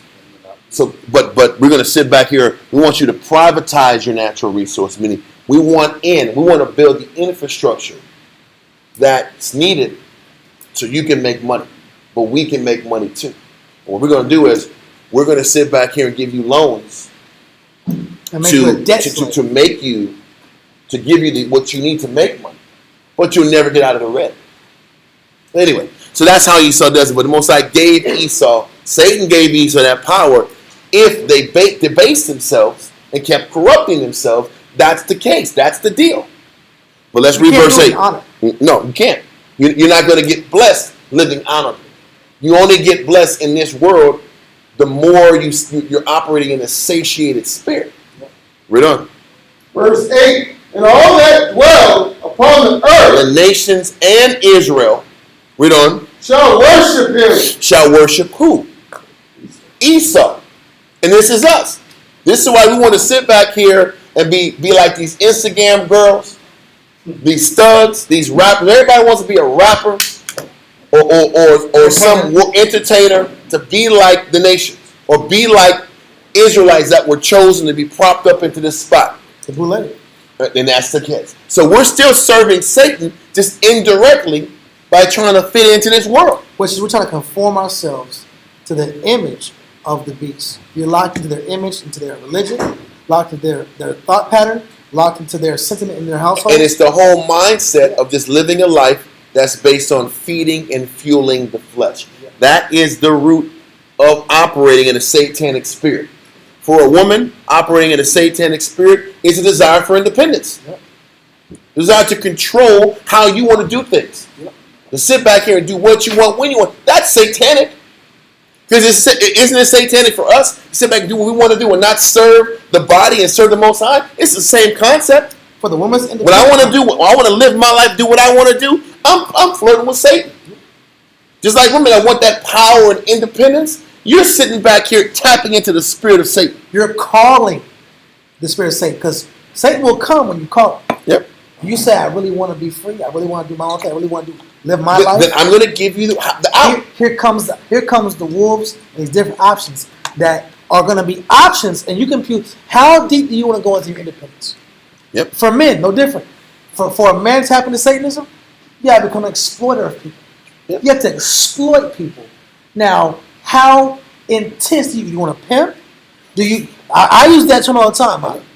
Do you want to exploit that way, or do you want to sit here and exploit people by just making false promises and be the deceiver? You want to use the Jew knowledge to exploit people. Yeah, that's what I'm saying. All the time. You want to deceive What level of exploitation Do you want to tap of into? the weak? Because it's always the weak. You're not exploiting somebody a higher stature than you. Yep. But you are exploiting the weak. And that's satanic. And that's because man has the logical, strategic mind. They were born with that kind of thinking. And the woman, to lock into her independence, she's become masculine and lock into that masculine thinking also and lose her effeminate nature, her natural nature, her nurturing nature. Mm-hmm. So they're both two lanes that go away from Christ. Christ is not about exploitation, and Christ is not about the nuclear family and the woman who is the nurturer becoming this independent figure. Yep. That's how you know it's Satan, Yeah. because it's against the spirit of creation Okay. And servitude. and servitude. And detaching yourself from your desire for control. Because everybody wants control. That's the root of it. You want control of your circumstances. And that control is what brings people peace of mind. That's why people aren't happy in the truth. Because they can't control their circumstances. But when you give up that desire for control, you can actually be powerful for Christ. But listen, we're going to continue on the topic. But you're proving how Satan is real. He's real because he's not just a thought in your head saying, it's my impulses, but he's a figure that goes to governments, politicians, and structures. He's a figure that exploits what's inside of us. Yeah. That spirit in you that wants control and freedom. And what do you I have will to have do? access to that for a price. And how do I have to defile myself? What do I have to exchange to please Satan? What sacrifice or what token does Satan want from me in order for me to get my trinket? But then now what we just did is we went into how Esau served Satan to get power. Yeah. Now we're going to go back into the spirit of a wicked man.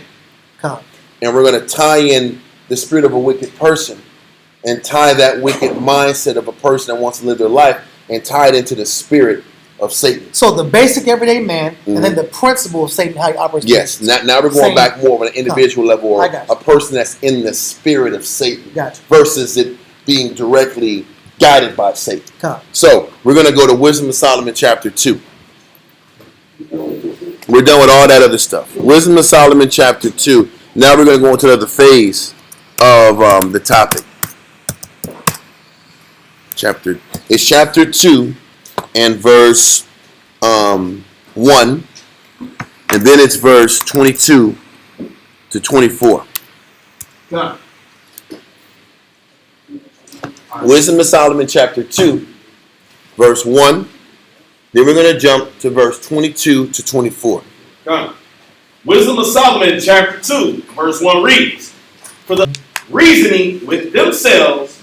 Now listen, he's talking about the ungodly or the wicked person that uses his or her thinking to justify how they process things. The chapter 2 is all about the wicked. The wicked Israelite, the wicked Edomite, the wicked of all nations. Wicked is wicked. Because a lot of times Israel wants to only say the wicked is Esau. That's not true. The scriptures here also, amongst my people are many wicked men. Not talking about Esau, our people. The nation of Israel is wicked men in Israel. What was sons of Belial about? Those were wicked men, huh? So our people are wicked too. So this negative spirit of Satan just isn't in the white man.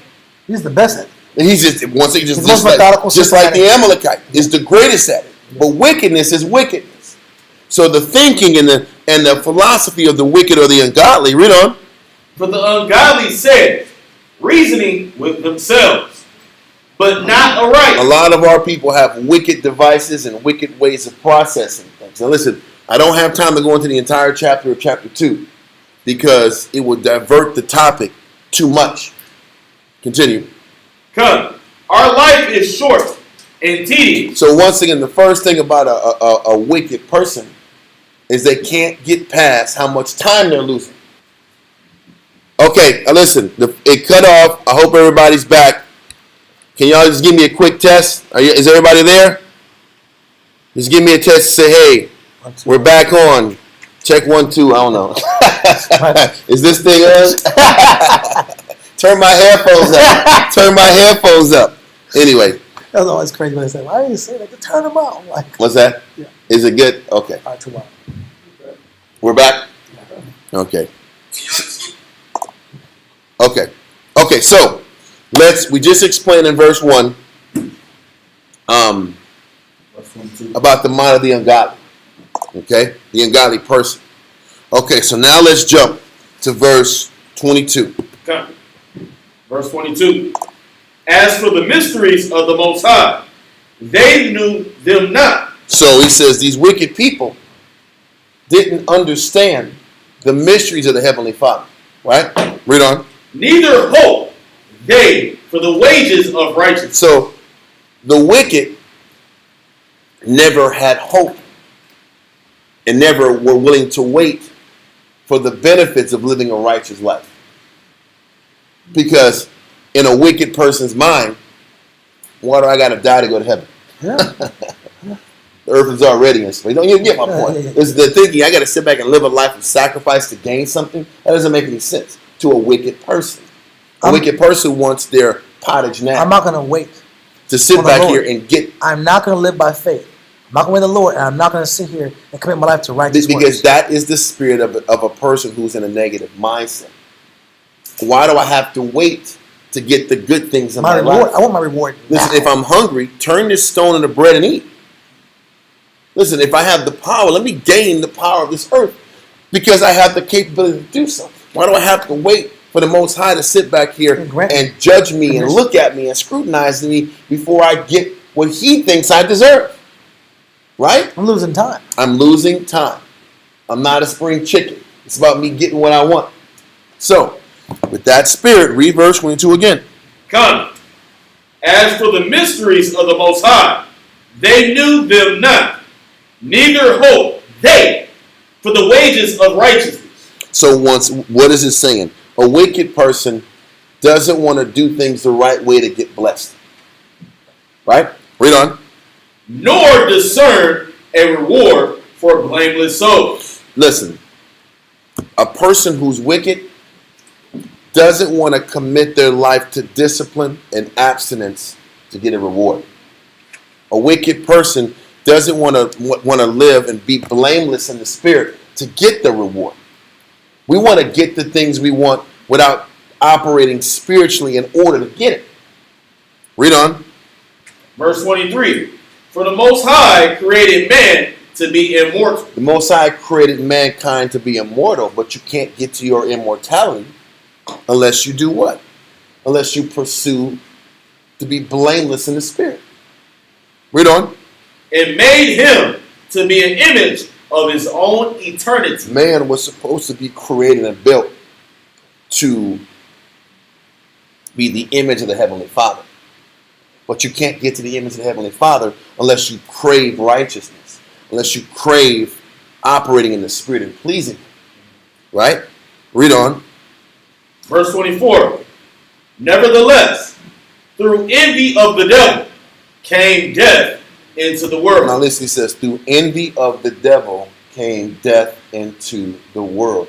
The million-dollar question is envy of the devil talking about the devil?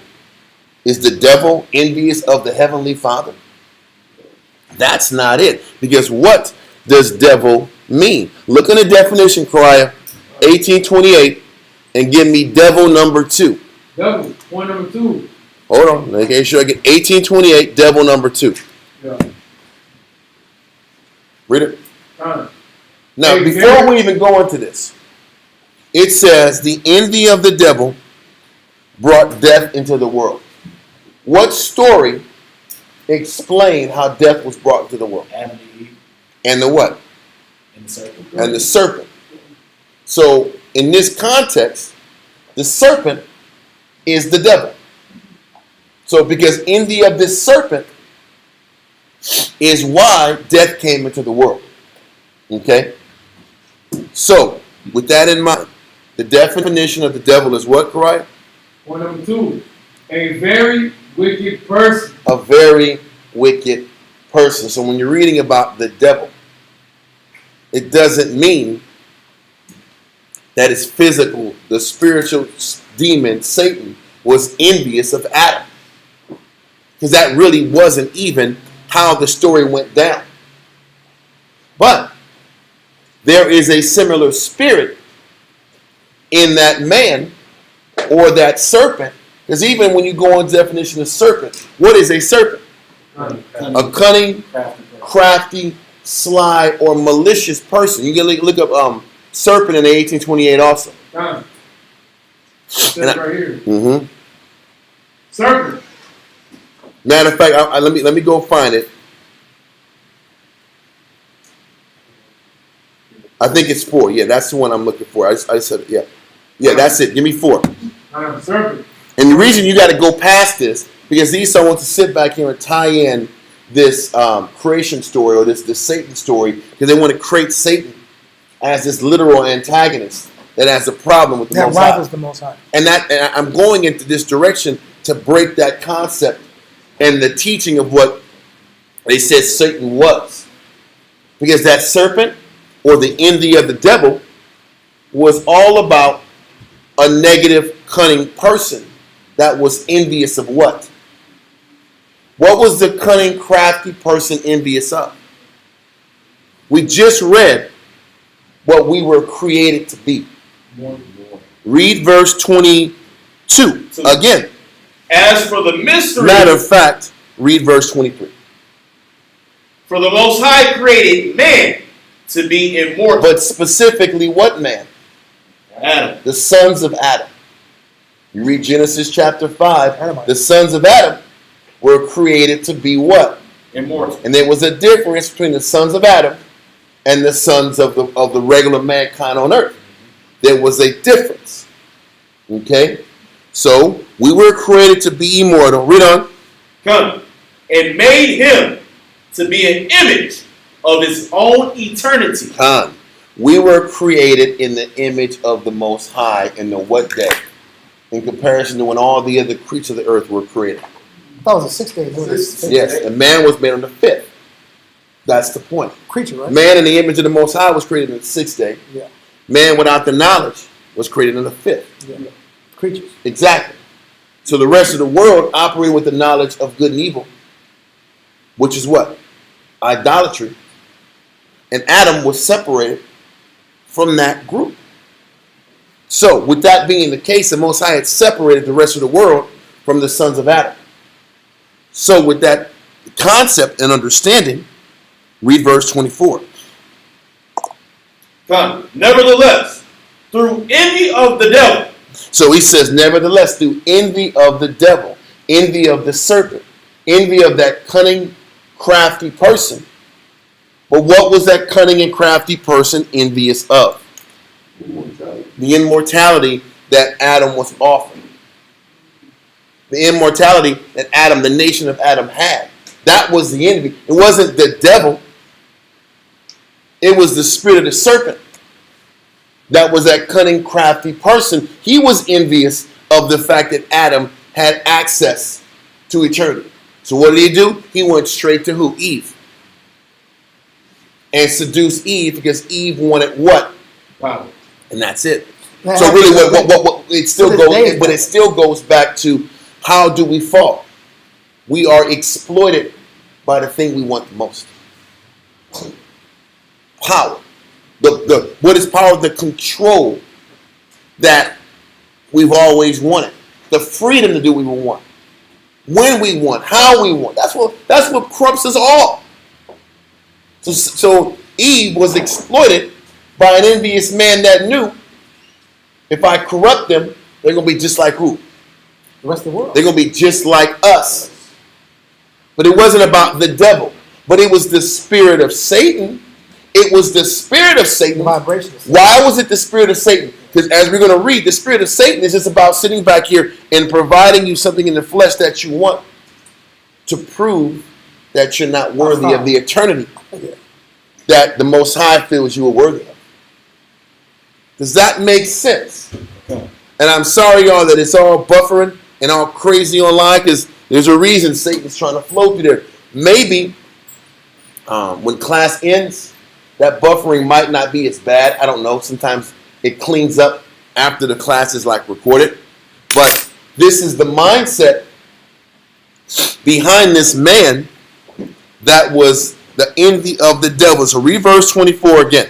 Come, verse 24 from the top reads, nevertheless, through envy of the devil came death into the world, and they that do hold of his side do find it. He says, okay, listen, that's a good point. And they that do hold on whose side? The wicked side. When you read the entire chapter 2, it talks about the mindset of the wicked. And that mindset, so the battle for everybody is, are you going to choose the mindset of that wicked person that craves comfort, that craves power and independence? Or are you going to sit back here and crave immortality and crave the desire to wait and be blameless in your spirit? Choose you this day. Life or death.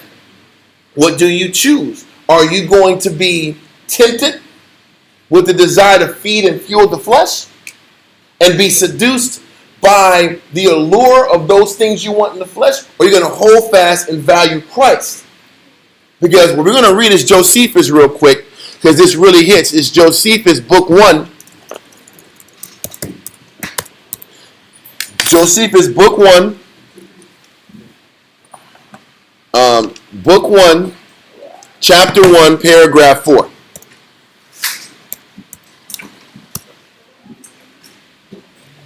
Once again, Salakia, that the internet's being dumb, man. I really can't control that. So it's Josephus, book 1, chapter 1, paragraph 4. It's straight up for moves doing this, man. Hmm? It's straight up for moves. Take one. I wish. It's not random. Like, Yeah, it's not Iran. I got. I'm just saying. We better not have service in the Strait of Hormuz. The United States is whack if they got this Strait of Hormuz internet out. But I want you to read. It says, but while all living creatures had one language.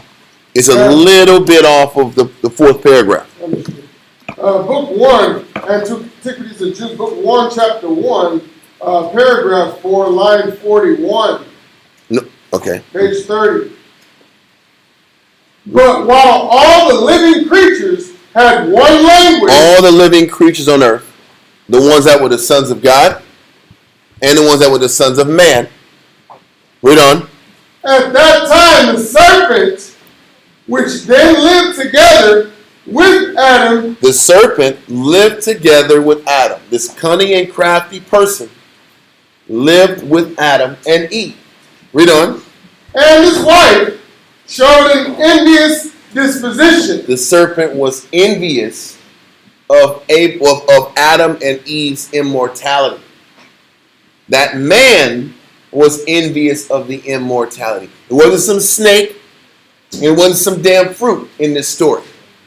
It was an envious, wicked man that was angry that he didn't have immortality. And we did. Even when we get all the way to the very end, when Christ comes back, one nation will have immortality and the rest won't. Israel is still going to be the nation that gains immortality, and the rest of the nations won't. So we had to go through all this full circle process to get back to the same spot. But from the beginning, Israel was created to be immortal. What's another word to explain what immortality is? Angelic. Yeah. We were created to be angelic, and the rest of the nations were not created to get to that level. And because of the rest of the nations were not allowed to get to that level, that was where the envy came from. And this is why the serpent said, listen, man, if you want power, you need to sit back here and learn of the knowledge of good and evil and tap into this idolatry. And then once Eve did it and convinced Adam, they lost their what? Immortality. They lost their immortality and were now slaves to their flesh. And that's why when you read Wisdom or 2 Ezra 7, it's Wisdom of Solomon said, it's like, Adam, what have you done? Yeah. Why'd you do this? Because when you sinned, you brought sin into the world. Yeah. 2 Ezra 7. Yeah. Well, second it was Wisdom of Solomon. 2 Ezra 7. 2 Ezra 7. So, but the point is this: when Adam fell, it it was based from the spirit of a serpent who was trying to do what? Corrupt him. It was a spirit of a man that was envious of his position and tried to corrupt him so that he would lose his immortality. And that's what made that serpent, that cunning, crafty man, called the serpent or the devil. And as you read, we're going to read about anybody that tries to convince you not to please the Most High is of the devil. Is of that same serpent that's talked about in the beginning. In Genesis chapter 3. So, read on to that verse, or on Josephus. Kind. And his proposal of their living happily and in obedience. So he was envious of he had an envious disposition, and at his supposal of their living happily, specifically their opportunity for immortality. Because the scripture said righteousness in Wisdom of Solomon chapter 1, righteousness is immortal. Read verse 1 and 15 of Wisdom of Solomon. Wisdom of Solomon 1 and 15, hold that. Wisdom of Solomon chapter 1 and verse 15. Yeah. For righteousness is immortal. Righteousness is immortal. So as long as Adam was living righteous, he was going to have immortality. The nations weren't given the laws. The nations weren't given that attention, so they were going to die. So the serpent was jealous and envious of Adam's immortality. Okay, and that's why he went to do all the deception through his wife. Does that make sense? Are there any questions so far? Okay. Continue. Josephus. Yes, in the Josephus. God. And in obedience to the commandments of the Most High. And imagining that when they disobeyed them, they would fall into calamity. And not be immortal anymore. Read on. He persuaded the woman out of a malicious intention. So it was the intent to destroy is what made him the serpent. Yeah. The intent to sit back here and fish the wickedness out of you was the wicked intention. Which proves what? It proves that Satan is an external figure. Mm-hmm. Satan is a real. But he's a real. But this guy wasn't Satan. It was the spirit of Satan. I'm saying the spirit of Satan and the figure of Satan is an external figure. Yes. It's not just a figment of your thoughts. Yes. Or your internal weakness. There is a literal intention behind what's coming to you. Yeah. There is an intention behind the thoughts. Yeah. There is an intention behind a strong energy pushing you to go a certain direction. Satan is a deity with his own internal intelligence. And the malicious intent is for you to fall and stumble in your own corruption. And you have the power to choose to the ideal of independence or the ideal, if you're a man, of exploitation of the weak. You have the ability to choose if you want to lock into the vibration of Satan. Mm-hmm. And everybody expresses that vibration differently. Come. Some men sell dope. Some men manipulate people. Some men slide people and trick people in the mind, be more cunning. Some people just promise people certain things they never come through. There's different ways to exploit the weak. It's like there's different ways to find and fight for the spirit of independence so you can be free, quote unquote, from your spiritual duties. And with all that being the case, I want us to go to Genesis chapter 6. Genesis chapter 6, verses 1 through 4. Come. Genesis chapter 6, verse 1 reads. Now listen, Genesis chapter 6 really is dealing with the after effects of Adam's decision. And to be specific, when you read Genesis chapter 5, Genesis 5 verse 1 to 2 talks about the Adamites was a nation of people. Okay, so read this. Genesis chapter 6 verse 1. So you're saying that like there are Israelites, which is a nation, a holy nation, pre-Israelites, there was the holy nation. Yes. There was the Adamites. That was created to be immortal. Yeah. Based upon how righteous they lived. A chosen nation. And how they kept themselves from idolatry. Come. So, that with that being the case, read that. Genesis chapter 6, verse 1 reads, And it came to pass, when men began to multiply on the face of the earth, and daughters were born unto them. So the nation started growing, the world started building in population. Read on.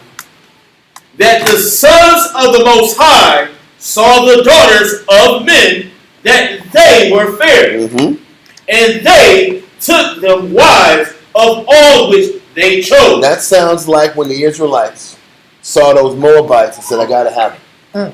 What's the damn difference?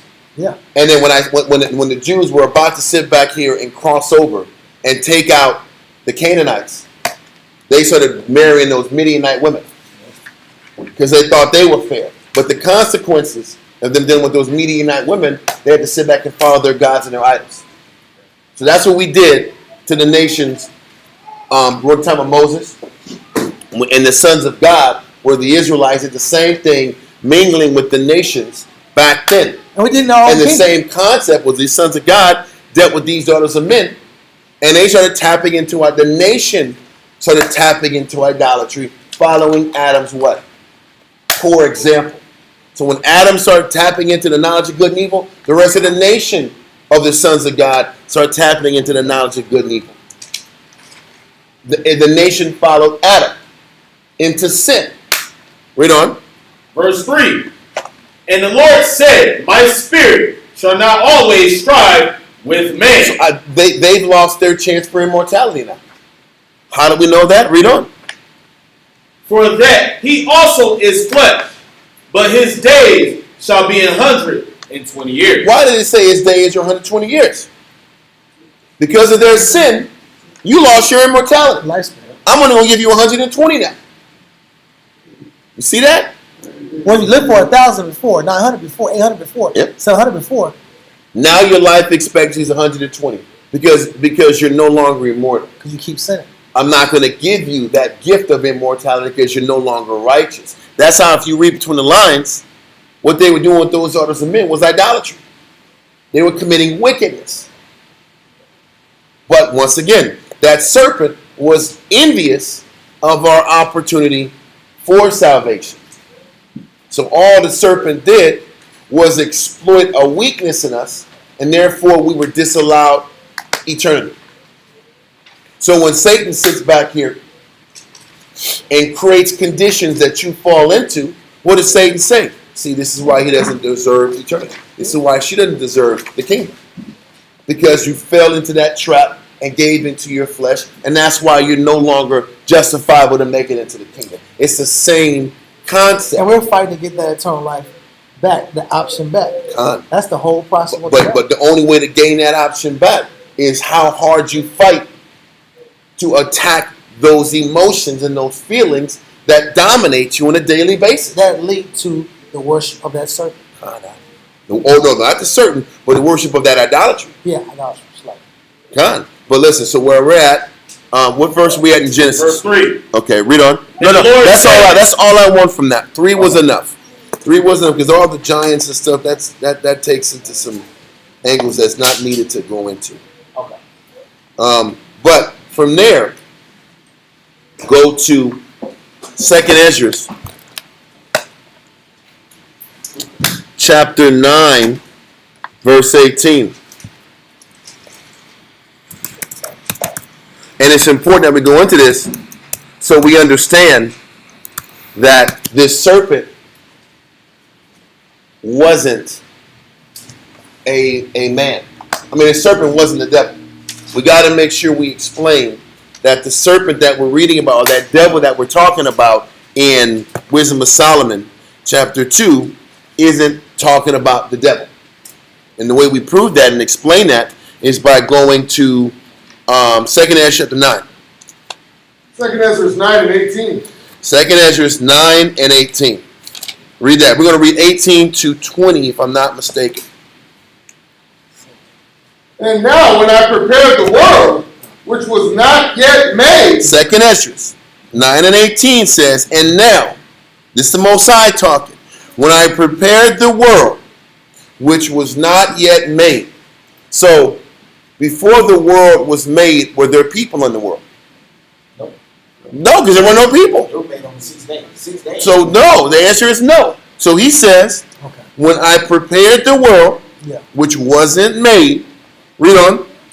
Even for them to dwell in that now live. Wait, you got to say that right. Come on, read it right. Even for them to dwell in that now live. So he says, before I actually finished making this earth that was going to be prepared for the people, read on.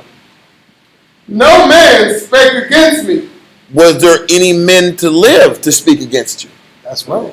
The answer is no. So who was there with the Most High when creation was happening? Angels. Angels. Christ and the angels. So what is he saying? He said no angel did what to the Most High during creation. Spoke against it. Got order. They didn't speak against it. So what is the purpose of this? This proves that Satan and these rogue angels never spoke against the Most High. So it's not this world war in heaven. And that's what as I'm trying to explain these concepts, I'm trying to attack these holes in this Satan story. What's this Catholic doctrine? And it's Catholic and Christian.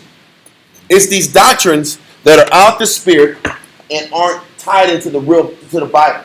It's all this folklore about Satan. So the folklore about Satan having a disagreement with the Most High. He was the Most High's favorite angel. He's playing. All that's crap. All those movies that were made off that concept is malarkey. Because no angel ever spoke against the Most High from the very beginning. Read on. God, verse 19. Read that. No, read verse 19 again. Verse 19. No, 18. No, 18 again. God. And now when I prepared the world, which was not yet made, even for them to dwell in that now live, no man spake against me. No angel spoke against Christ on the Most High in creation. We know Christ was the one who did what? Christ made it all. So no man even spoke against Christ, let alone the Most High. Read on. 19. For then everyone obeyed. Everybody obeyed. All the hosts of heaven obeyed. All the angels obeyed. So where is this story about Diablo going against Christ and the Most High? It's a lie and it's a made-up story. Okay? Read on. For then everyone obeyed. But now the manners of them which are created in this world that is made are corrupt. The men on earth are corrupted.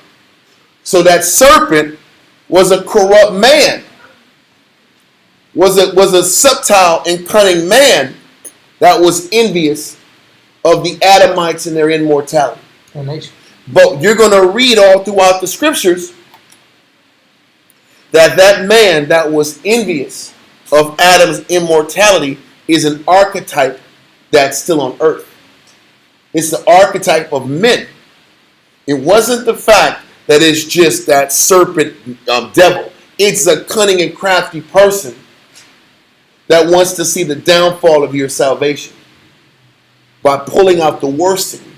Yes, that's why Satan would say, "Get thee behind me, Satan." Because the actions that you're doing is getting in the way of Christ's pursuit to get to the kingdom. People's conduct, how people roll, get in the way of another person's chance of salvation. You're an obstacle to this person's salvation. So that's the point. And that's what the spirit of the serpent is. It's a cunning person whose desire and envy and whatever is in their mind is becoming an obstacle for another person, for them to see the purity of the Most High. Yes, sis. No, you had a question first, and I got you. Yeah, I think I'm missing something, but doesn't that person, that negative person, don't they have access to immortality? Or is it because of the way they are? That person, that original serpent, did not have access to immortality. But it was a man. That's why it was the envy of the devil. It was the envy of that man. Why was he envious? Listen to people, right? Why was he envious? He didn't have it. Just like he didn't have a chance at immortality. Just like the wicked in Wisdom of Solomon chapter 2 Was it because didn't have, hold on, don't forget, the Wisdom of Solomon chapter 2. The wicked had no interest in what it took to obtain salvation. So, That's yes, true. That's true. Literally the serpent didn't have access to immortality. But the spirit of a wicked person just has no interest in the level of dedication it takes to obtain immortality. So I'm gonna pull you down with it. Time. And I'm listen, you shouldn't have access to it exclusively. I don't want it. I don't want you to have either. That's why people say, what do you I don't think, want the most. what do you think the Zionist movement today is all about? I'm trying to sit back here and create a doctrine and a system. I don't know if you understand the Zionist plot, but Esau is trying to manufacture wickedness on the highest level right now to justify their Messiah to come down here and elevate them and get them the kingdom. That's their thought. If we corrupt everybody, they will sit back here and be destroyed, and we will sit back here and be the principal power on earth. That's Esau trying to manufacture salvation and manufacture themselves an opportunity for salvation. That's Esau at its purest form. Because they want their birthright back. They want their power back. And they're going to do whatever they can to corrupt as many souls so they can be justified. And stay in power. And that's the spirit of the serpent. Yeah. That's why the scripture says, Esau, or the beast, which is the accuser of thy brethren. And we're going to that later. But Esau creates a system so that who's accused? Us. As long as and we get exposed for not being justifiable enough to get the kingdom. That's what the devil does, and that's what Esau does. Their job is to put all this pork and shrimp, crab, and lobster in your mouth. So when you're sopping it up and you're eating all these abominable foods, see, this is why they're not justified to get the kingdom. Therefore, look at all the lust they tap into. Yeah. Look at all the pornography they're into. Look at all the foulness they're into. See, they don't deserve the kingdom. They put the drugs in the neighborhood. Is it black guys getting cocaine? They're killing their own people. Come on. But you see, this is the spirit of the devil. I'm going to set the trap. Yeah. You're broke. You have no money. So you sell drugs. See, I told you they weren't worth nothing. They don't deserve the kingdom. Look at what they're doing to their own people. Or if they have capacity, then we'll recruit you, but you got to join our cults. You see. Those girls aren't wholesome. Look at what they're doing. Yeah. Look at the whoredoms they're doing. They don't deserve the kingdom. Look at how wicked they are. Look at how they give themselves to whoever man says hi to them. Do you think they deserve the kingdom? But I'm going to sit back here and put in the media that that's the cool thing to do. So I set you up with this lifestyle that you think is good, and then when you eat the cheese, see, this is why they shouldn't make the kingdom. Gotcha. That's the spirit of Esau. But what do you think the serpent did? Man, if you do this, if you follow these idolatry, you'll get power that you've never had before. The riches and the fame and the glory. You got power now, but there's another power here. But now I convinced you that this was worth going into, but then you didn't. You forfeited your immortality because of it. Esau sold his birthright. We sold our immortality. And that's the same spirit. And that is the hustle. That is the spirit of the serpent. That's the spirit of the devil. It was just a man that was in that demonic spirit. To influence you. That is the vibration of the earth. And that decision and that coercion brought evil into the world. But the evil was always there because that wicked heart, Most High never took the wicked heart from Adam. So that serpent had to happen and exploited that. and exploit what was already inside of you. You see how it was a man, but it was the spirit behind how Satan moves to this day. Yes, sis. But let's keep going. Let's keep going. And if it doesn't make sense, we're going to keep going. Good idea. I know you have the spirit of addiction. Let me put all these chemicals around you that you can tap into. I know you have the spirit of whoredom in you. Let me loosen the social structure of shame so you can tap into your whoredom openly in society and be rewarded for it with position and glory. Yep. And validation. And then when you do it, see, I knew you weren't chosen. Can I feed the Satan in you? Yep. Can I feed the negative in you? Can I feed the weakness in you? So Satan's job is to feed it. And when you're inspired, when you get permission Because you can't, a devil can't make you, the devil made me do it. No. The devil didn't make you do it. The devil gave you the option. That was what was that guy? Something Wilson, Flip Wilson. Like, the devil made me do it. No, he didn't. You did it because you wanted to do it. The devil. Flip Wilson was dressed like a woman now. And he was like, the husband was like, listen, man, why you go shopping and spend all the money? The devil made me do it. I don't know if you saw that. Yeah. Remember that clip out? Yeah. The devil made you put a dress on. Did he really do it, or did you want to put that dress on? Well, you How about that? You wanted to put that dress on. You wanted power. I know. So, but what's this one thing? So, to be clear and to be clear as possible, all this is what choice are you going to choose? Once you are provided with options to choose, because all Satan does, I'm gonna give you all these options. Yeah. Do you choose the flesh or do you choose discipline? What do you value? A man or woman is only good as their options a lot of times. That's what it says. So what are you going to choose when you have the liberty to choose? Eve had the liberty to choose. Adam had the liberty. Kanye said it. It's hard to be humble when you sit on a jumbotron. Exactly. Adam had the liberty to choose. Israel had the liberty to choose. Christ had the liberty to choose. And we know what Christ chose. We're all in those positions, the position of choosing. But we can't lie to ourselves and say there's not an external force and a form of intelligence or a vibrationless earth that systematically organizes and structures society on a maximal level and on a minimal, everyday, one-on-one individual level and on a familial level to tap into the spirit or that vibration of Satan. Because I know you entertain, you play with it. And these next verses are going to explain what you're saying. Come on. 2 Peter, chapter 2, verse 1 through 4. This is why. And don't forget this point. In Genesis chapter 6 and 1, the Most High said the sons of God laid down with the sons of men. Yeah. Sons. What's another word for it? What's another word? Or the daughters of men. The sons of God. What's another word for sons of God? Angels. Keep that in mind. So let's read 2 Peter 2 and 1 down. 2 Peter chapter 2 and verse 1. And this class is cutting through. Yeah. Let's keep going. But there were false prophets also among the people, even as there shall be false teachers among you. Listen, Peter is saying there's going to be false teachers with negative intent, people in positions of authority that are not seeking out your betterment, that are going to be in a position of authority that have the power to direct you one way or the other. So what does this mean?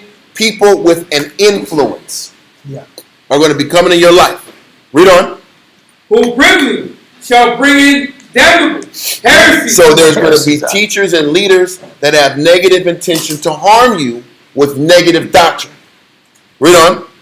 Even denying the Lord that bought them. There's going to be people sitting back here and even denying Christ and denying the proper spirit of Christ in the message. Read on. And bring upon themselves swift destruction. Now their wickedness is going to bring swift destruction to them. Read on. And many shall follow their pernicious ways. So the problem is the pernicious. So many people are going to follow these leaders' negative examples, and they're going to fall with them. Like MLK. So, but a lot of people are going to sit back here. A lot of people are going to follow a person and their negative intent, just like people or Adam followed who? The serpent with his evil disposition towards Adam. Because the scripture, Josephus said the serpent had an evil disposition towards Adam. Yeah. A hatred. And had envy of Adam and his immortality. So he's saying, we're going to see this tied in. Now Peter is like, there's going to be negative people with negative intention that are going to damage you from their pernicious ways. Yeah. Read on. It says, by reason of whom the way of truth shall be evil spoken of. So he said they're going to sit back here and be corrupt by talking evil of the good that you're tapping into. Yeah. These negative leaders are going to sit back here and make you feel that serving the Most High isn't worth it or is not really valuable. Read on. And through covetousness shall they with feigned words make merchandise of you. So once again, they're saying through their covetousness, their ill intent, they're going to take advantage of you. Read on. Whose judgment now of a long time lingereth not, and their damnation slumbereth not. Con. Now read on to this. For if the Most High spared not the angels that sinned. Stop. So listen, the first 3 verses was about the negative influence that false teachers can have on the flock. Right? That's what verse 1 to 3 is about. The negative influence that negative leaders can have on the people, and that the people, if you follow them, are going to share in that damnation. Verse 4 is like, if the Most High didn't spare the angels that sinned. Who were the angels? What's another word for angel? Messengers. If the Most High didn't spare the sons of God that sinned, why did the sons of God sin in Genesis? Because they followed the lie. They followed that envious man's disposition and his poor leadership, and that negative person with a negative disposition led the nation into losing their immortality. They followed the trend. Just like false prophets are leading the weak into destruction. You see how that makes sense now? It has nothing to do with the angels that serve Satan and sin. It's not that at all. He's correlating in today's world when people follow negative influences and teachers that distract them and take them away from Christ is similar to how the sons of the Most High followed that serpent to push them into idolatry, and the Most High didn't spare them. And how did he not spare them? He sat back here and says, now you're no longer immortal. You only got 120 years of life, and your whole life you're going to be battling the flesh. That was the punishment. Hold on, let me finish it. That was the punishment for not just following the Most High and following the message of Christ and following the instructions the Most High had for them in the garden. Just like we're supposed to stay connected to the scriptures and not follow negative influences that are pushing you away from the book. And he's like, you better beware of these negative false prophets, because the Most High didn't sit back here and spare the Adamites. So why is he going to spare you? You can't sit back and say, this is why when you read Ezekiel where it says, you can't sit back. If you don't warn the people, they're going to die. And it's going to be on you. If you lead them astray, it's going to be on them, and they're going to die in their own blood. So Peter's like, you better sit back here and be aware who you follow, because he didn't spare the sons of Adam. They had to die. They lost their immortality because they followed the wrong example. Are you going to do the same thing? Does that make sense? Like I said, and just to make one point, and when it says angels, they were on an angelic level in purity. Well, no, they were angels. The sons of the Most High, it says, well, for the Most High spared not the angels, because the Most High created them to be immortal, because righteousness is immortality. Yeah, that's what I'm saying. Because they had immortality, because they had immortal life, because they were righteous with the Father. They had the chance at immortality. Yeah, but they were operating like angels. Yes. We're not like that because we're operating pretty low. Yeah. But at that time, in the purity of earth, from the time of Adam, when we were the angelic sons, when we were operating at that level of purity and righteousness to where we had immortality, we were like angels. Not saying we were flying around, but we were righteous and pure. And the verse is going to explain it. Okay. Read verse 4 again from the top. For if the Most High spared not the angels that sinned. If the Most High didn't spare the sons of Adam that sinned and chose idolatry, because even when you read into Wisdom of Solomon chapter 3, the scripture said that what befell Adam was the same thing that befell Solomon. So when Adam fell, he fell to idolatry. But he fell to idolatry because his woman was convinced by the serpent that the idolatry brings them power. Yep. Did he lie? No. But what it did say is when you pursue this kind of power, you lose your immortality. Yep. Because the end game was for us to lose our immortality because the nations didn't have immortality. Yep. So, reading now in chapter 2 of Peter's, 2 Peter, so listen, you can't fall for these negative leaders because the Most High didn't spare the Adamites. You think he's going to spare you when you follow bad examples? No. No. That's, you see Well, the he correlation did. now. He You did. see that? Now it makes sense. Yeah. Read verse 4. Verse 4. For if the Most High spared not the angels that sinned, but cast them down to hell. Hell just means to a low estate, to the earth.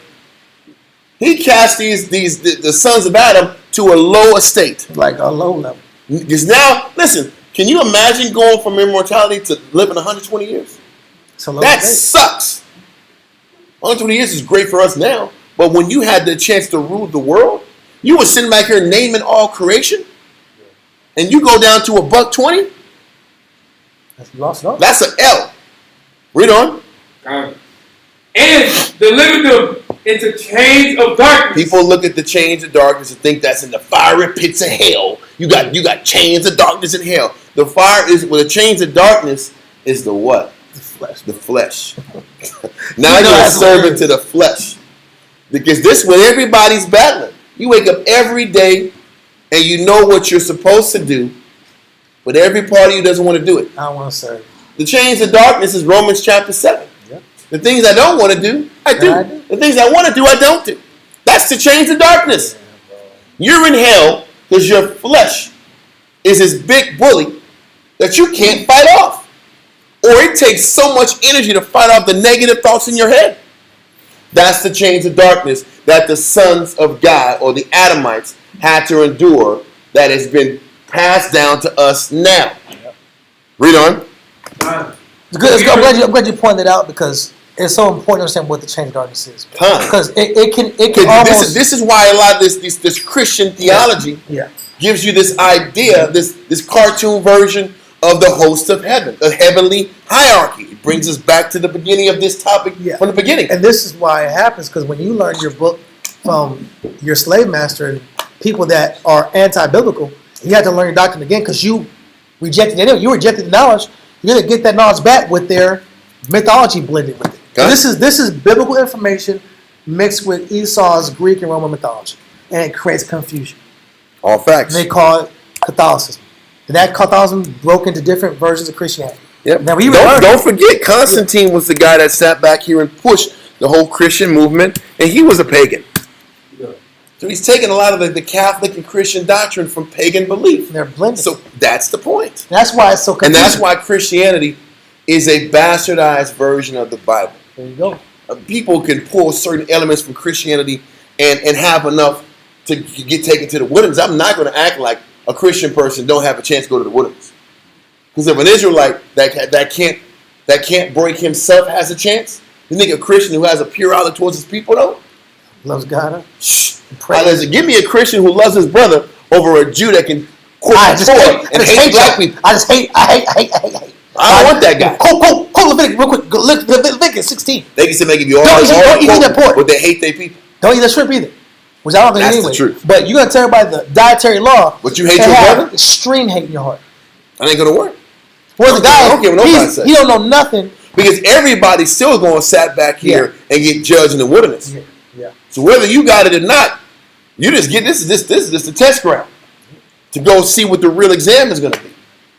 So, with that being the case, we understand how, if you read the entire chapter, it's still about making sure you don't fall to these negative examples like Adam and Eve fell to the wiles of that envious serpent whose motives and moves pushed them out. And that serpent was in the spirit of the devil. Which still proves that there is an influence, a devil. Whether it's a man on earth that's motivated to take you and pull you away from the Most High. Because when you keep reading in these chapters, there were people whose intention was to pull men from Christ, and they were saying this guy has got the spirit of the serpent in him. Yes. But that's what we're going to go into in a bit, if we get the time. That's what I'm trying to... Come on, man. Yeah. We got 10 minutes though. We're going to do one more then, and we'll go into the rest of this later. Jude chapter 1. I'm trying to, get what got me. It was Revelations 13. You see, it was kind of, it kind of went in different ways. It wants to pull a little bit that direction. I like the fact you are proving beyond a shadow of a doubt that on a geopolitical level there's a Satan. Before the world began, there's a Satan. And the black man got Satan in him too. Yeah, and if everyday guy in the corner asking for a nickel, a dime, 50 cents, anything to help, and you look up and they go buy a crack with it. There's a devil there too. Hey, brother, gives you dap. Shalom, I hate you, brother. Yeah. Go check out. Go to chapter 5. I hate you. That's Satan too. It's just different levels. And I ain't lie. Go ahead. But let's go to Jude 1, verse 1 through 6. 1 through 6. Who said that? Kim said, "I have a new level. I'm a new devil."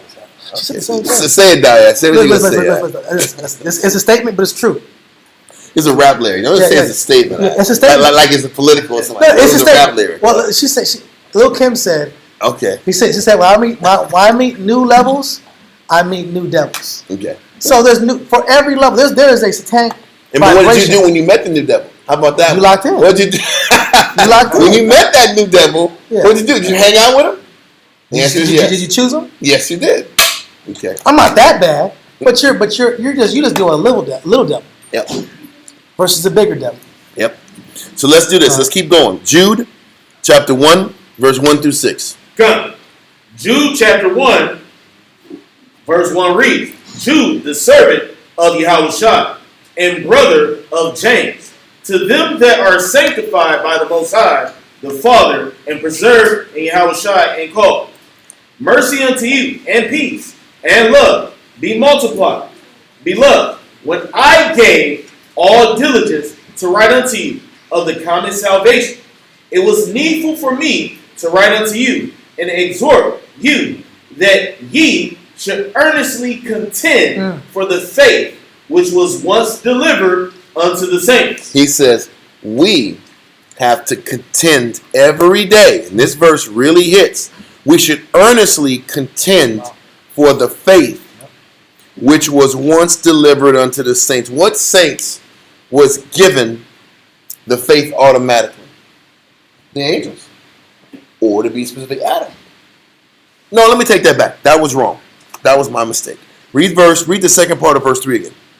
That was a mistake. I said that wrong.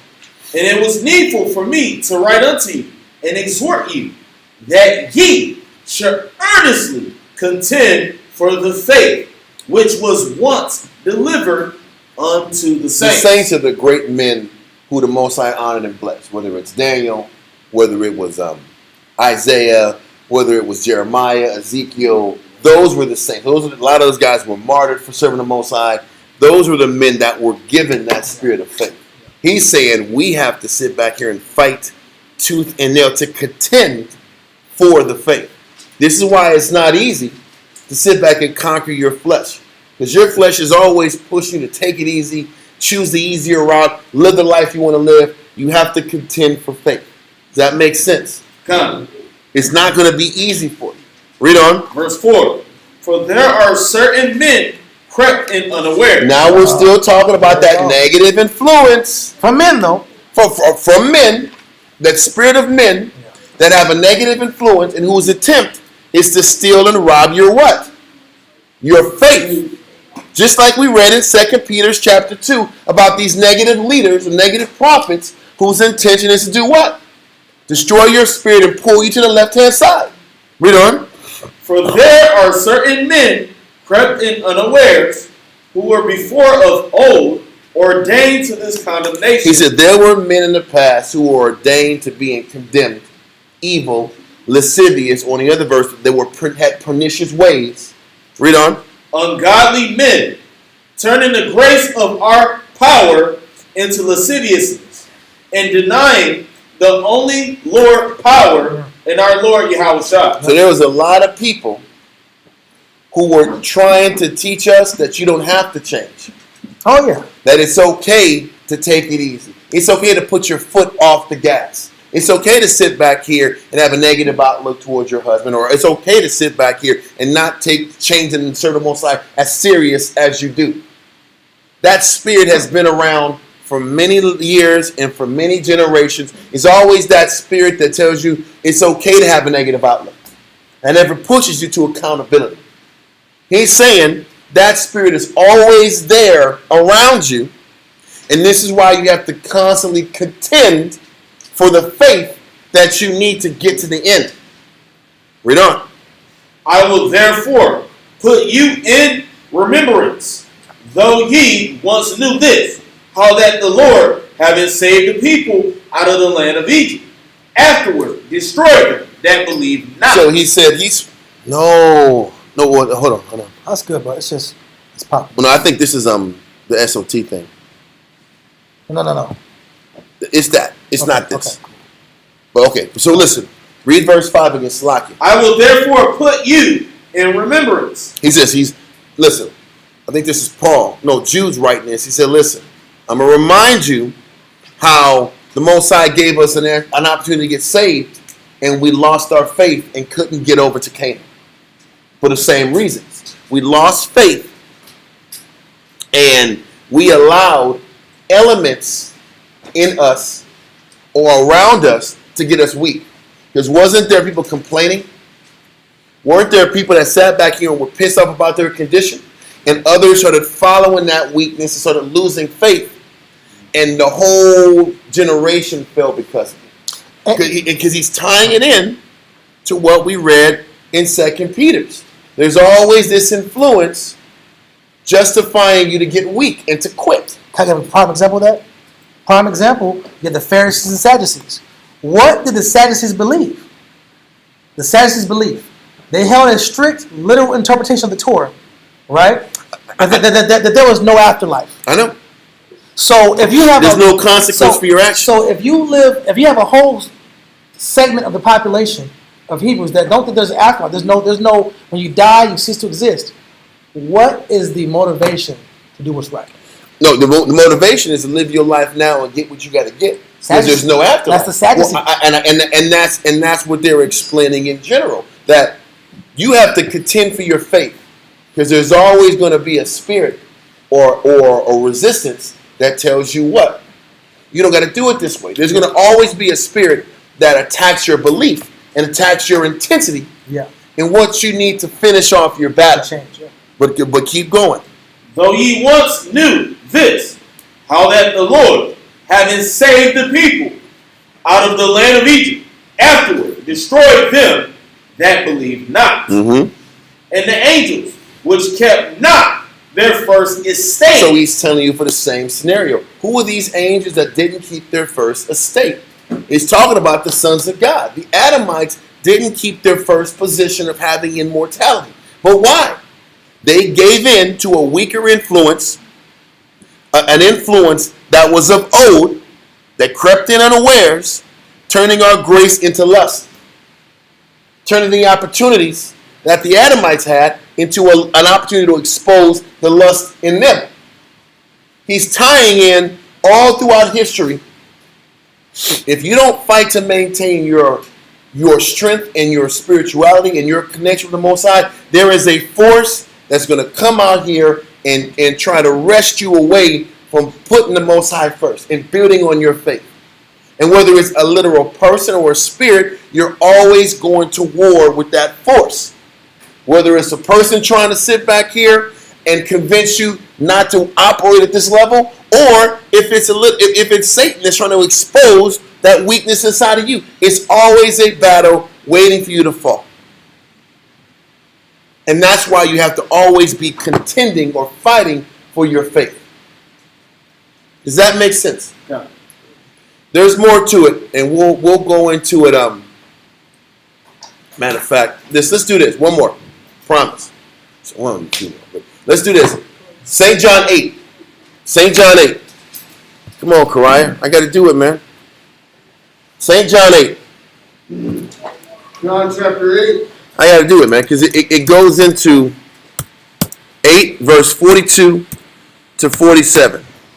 We might cut it off at 44. But let's read that. John St. John. chapter 8, verse 42. Yes. Yahweh said unto them. Now, Christ is talking to the Pharisees and the Sadducees. Okay, read on. The Most High were your father, ye would have loved me, for I proceeded forth and came from the Most High. Neither came I of myself. You know what? We're gonna let it go. We're gonna let it go. I'll go into this next week. I'll go into this next week. I'll do it next week because yeah, I'll do it next But week. there's always a representative of Con. Satan, an agent of Satan, or the force of Satan. And there's always a weakness within us because we're in the chains of darkness that wants to choose that vibration. and Because agree with because Christ ends up calling these people of the devil. it. Con. But was the Pharisees Satan, or it was that same negative spirit that was in Cain that's still in the nation of Israel now? Yeah. That's the point. Matter of fact, I keep flip flopping, man. I got to do this. Not this, John. I want to hit it right. Let's do Acts 13. Acts 13. Slack here, y'all. I keep stopping and going and being a weirdo. Acts 13, verse 4 through 12. That's the one I want. I like this one better. Acts chapter 13, verse 4. So they, being sent forth by the true Spirit, departed unto Seleucia. Okay. And from thence they sailed to Cyprus. And when they were at Salamis, they preached the word of the Most High in the synagogues of the Jews. So listen, they were teaching the scriptures in the synagogues. So they were all around Jews, teaching the Jews in the synagogue about Christ. Read on. What verse are we at? Verse 5. Okay. Acts 13 and 5. Okay. And they had also of the Jews, and they had also John to their minister. Read on. And when they had gone through the isles of Paphos, they found a certain sorcerer, a false prophet, a Jew, whose name was Bar-Jesus. So they ran into this guy named Bar-Jesus. He was a false prophet. He was a sorcerer. So he was teaching the wrong ways and was pushing people away from Christ. Read on. Which was with the deputy of the country, Sergius Paulus, a prudent man, who called for Barnabas and Saul. But this false prophet was clinging, or he was around this man named Sergius Paulus, who was a wise man who really wanted to talk to Barnabas and Saul, so he could understand about their message. So this wise man wants to hear these men's message and teach the scriptures. Read on. But this wicked false prophet guy is near them. Just pull it. Come on, read on. He desired to hear the word of the Most High. So this guy wanted to get taught. Read on. But Elymas the sorcerer. So Elymas the sorcerer is the same guy as Bar-Jesus. He's had a different name. He lived by different names. Read on. For so is his name by interpretation, withstood them. But this guy, this Bar-Jesus guy, kept getting in the way That makes so much sense. of Paul and Right. Barnabas dropping the information and teaching them Christ. This Bar-Jesus was sitting back here and he was becoming a stumbling The block contrarian. and a contrarian to throw a monkey wrench in this man's opportunity for what? Salvation. Wow. Read on. Seeking to turn away the deputy from the faith. This is why we just read in Jude that you have to make sure you contend for your faith. Wow. Because there's these serpents Yeah. that are coming around you trying to get you off your balance to make you not believe in what Christ is showing you. That is the spirit of a serpent. It don't got to be the serpent from the olden time, but it's the same spirit that's in that man that you're reading about in Jude and in 2 Peter. Take a gift. That's taking your opportunity for salvation. And this is why Peter and Jude said, don't forget, the angels that had the first estate didn't get any mercy by them giving into that negative influence. You better not give into that negative influence, because you're going to fall just like they did, like the first angels, which were the Adamites. Read on. Then Saul, who also is called Paul, filled with the Holy Spirit, set his eyes on him. So as Paul is teaching his new brother, he sees this devil right next to him throwing monkey wrench in the message. Out the spirit. Then he starts sitting back here and zeroing in on Bar-Jesus, coming to smash him. Read on. Verse 10, and said, "Oh, full of all stability subtlety. No. He said, oh, full of all subtlety. Subtlety. Listen, what is another word for subtlety? A serpent. You're cunning and crafty. Be more You're subtle. rolling like the damn serpent from back in the day. Because you're sitting back here getting in the way of this man's opportunity to get salvation. Just like the serpent did, because the serpent was jealous or envious of Eternal Adamite's opportunity for immortality. Just like this damn sorcerer was envious that this guy might be given to Christ and he won't have salvation. And he'll get salvation. Because he knows this guy ain't getting salvation. Bargees ain't getting no salvation. So you're going to bring as many people down as possible. To what good is evil is present. That's true then. Con. Read on. It said, "O full of all subtlety and all mischief, thou child of the He devil." said, thou child of the devil. It's of that same spirit that when you read in Revelations chapter, I think it's 12, where it says, or 13, where it says that serpent, that old serpent called the devil and Satan. Yeah. It's the spirit of that devil and Satan. It's the spirit of Satan when people try to come in here and get in the way of a person's opportunity to get salvation. That's what the serpent represented back in Genesis. It's any opposing force whose goal is to sit back and pull you from the opportunity that you have in front of you to get closer to the And Most High separate Christ. So when you say this is Satan, that's a spirit. And it's working through a man. It's whatever is in opposition to your salvation. That's the enemy. Con. But that is a spirit. Because this world is under that vibration. That's why it's so hard to stay strong. Because there's always a vibration to try to tell you, you don't got to work this hard. You don't got to do it that way. You can take an easier path. That's how you know Satan is real. And it's not just exclusively in you. It's the spirit and this environment and how Satan works through people that are already condemned to death to convince you it's okay to die also. Because they don't value Just themselves. like the serpent did. He had death waiting for him. He just wanted you to die with him. He wanted Adam to die with him. I'm not dying alone. That's the point. And that's how you know that spirit of Satan is in individuals. They want to drag you down with them. Read on. Read verse 10 again. Read verse 10 again. Verse 10, come, and said, "O full of all subtlety and all mischief, thou child of the devil, thou enemy of thou enemy of all righteousness, will thou not cease to pervert the right ways of the Lord?" So listen, Paul is stinging this man for perverting the right ways of the Most High. But if this Sergius Paulus feeds into it, he says, man, the Most High didn't spare Adam. He ain't going to spare Sergius if he feeds into this sorcerer and false prophet's motives. You're going to fall if you give into it.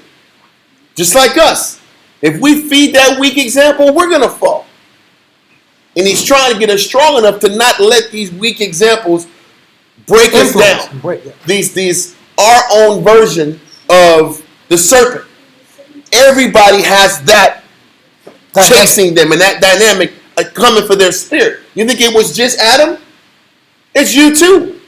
There's always some type of force or something around you that's trying to convince you you're working too hard. You're giving too much. Yep. You're sacrificing too much. Take it easy. You don't got to contend that hard to fight your battles. You don't got to do it.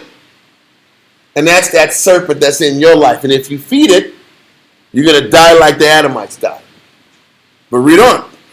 Verse 11. "And now, behold, the hand of the Lord is upon thee, and thou shalt be blind, not seeing the sun for a season." Listen, Paul said, man, you're going to be blind. Because you're sitting back here and trying to bring people into blindness. Yep. Good judgment. A lot of times you sit back when people get stung, and whatever physical ailment they got, it kind of connects to the negative that's in them. Yeah. Like you're trying to bring people to blindness, so I'm going to make you blind. Read on. "And immediately there fell on him a mist and a darkness." Because the Most High is like, you want to bring people to darkness with you? Then I'm going to make your life dark. Say you like that. Because that's what you like to do. You like to bring people into destruction and darkness and pull them from the light. Because that's what this guy was trying to do. But everybody in their life has their own serpent getting in their way to try to pull them out of the light, pull you out of the light into darkness. Read on. And he went about seeking some to lead him by the hand. Mm-hmm. Then the deputy, when he saw what was done, believed, being astonished at the doctrine of the Most High. Listen, Paul's work saved his soul. Saved his soul. That man was on the cusp of going dark and dying. But that is how fragile and how easy we can go from light to dark. What if Paul wasn't there and another man was teaching him? He could have went to the dark side and not sat back here and fueled and pulled for the light. This is why when you read in 2 Peter chapter 2 and Jude chapter 1, he's explaining we better fight and contend for our faith, because there's always a serpent around you trying to sit back here and weaken you and pull you to darkness. Do y'all understand? That was how to finish it. That was the right way to finish it. Any more questions? The water for tuning in, y'all. The water for the weird satanic. Now we can say Satan for real. Like Satan was trying to mess up the internet out. Yeah. Internet was going nuts out. Hopefully, when it stops, it comes out good. The water for tuning in. See y'all on Wednesday with Sham Shalom. Shalom.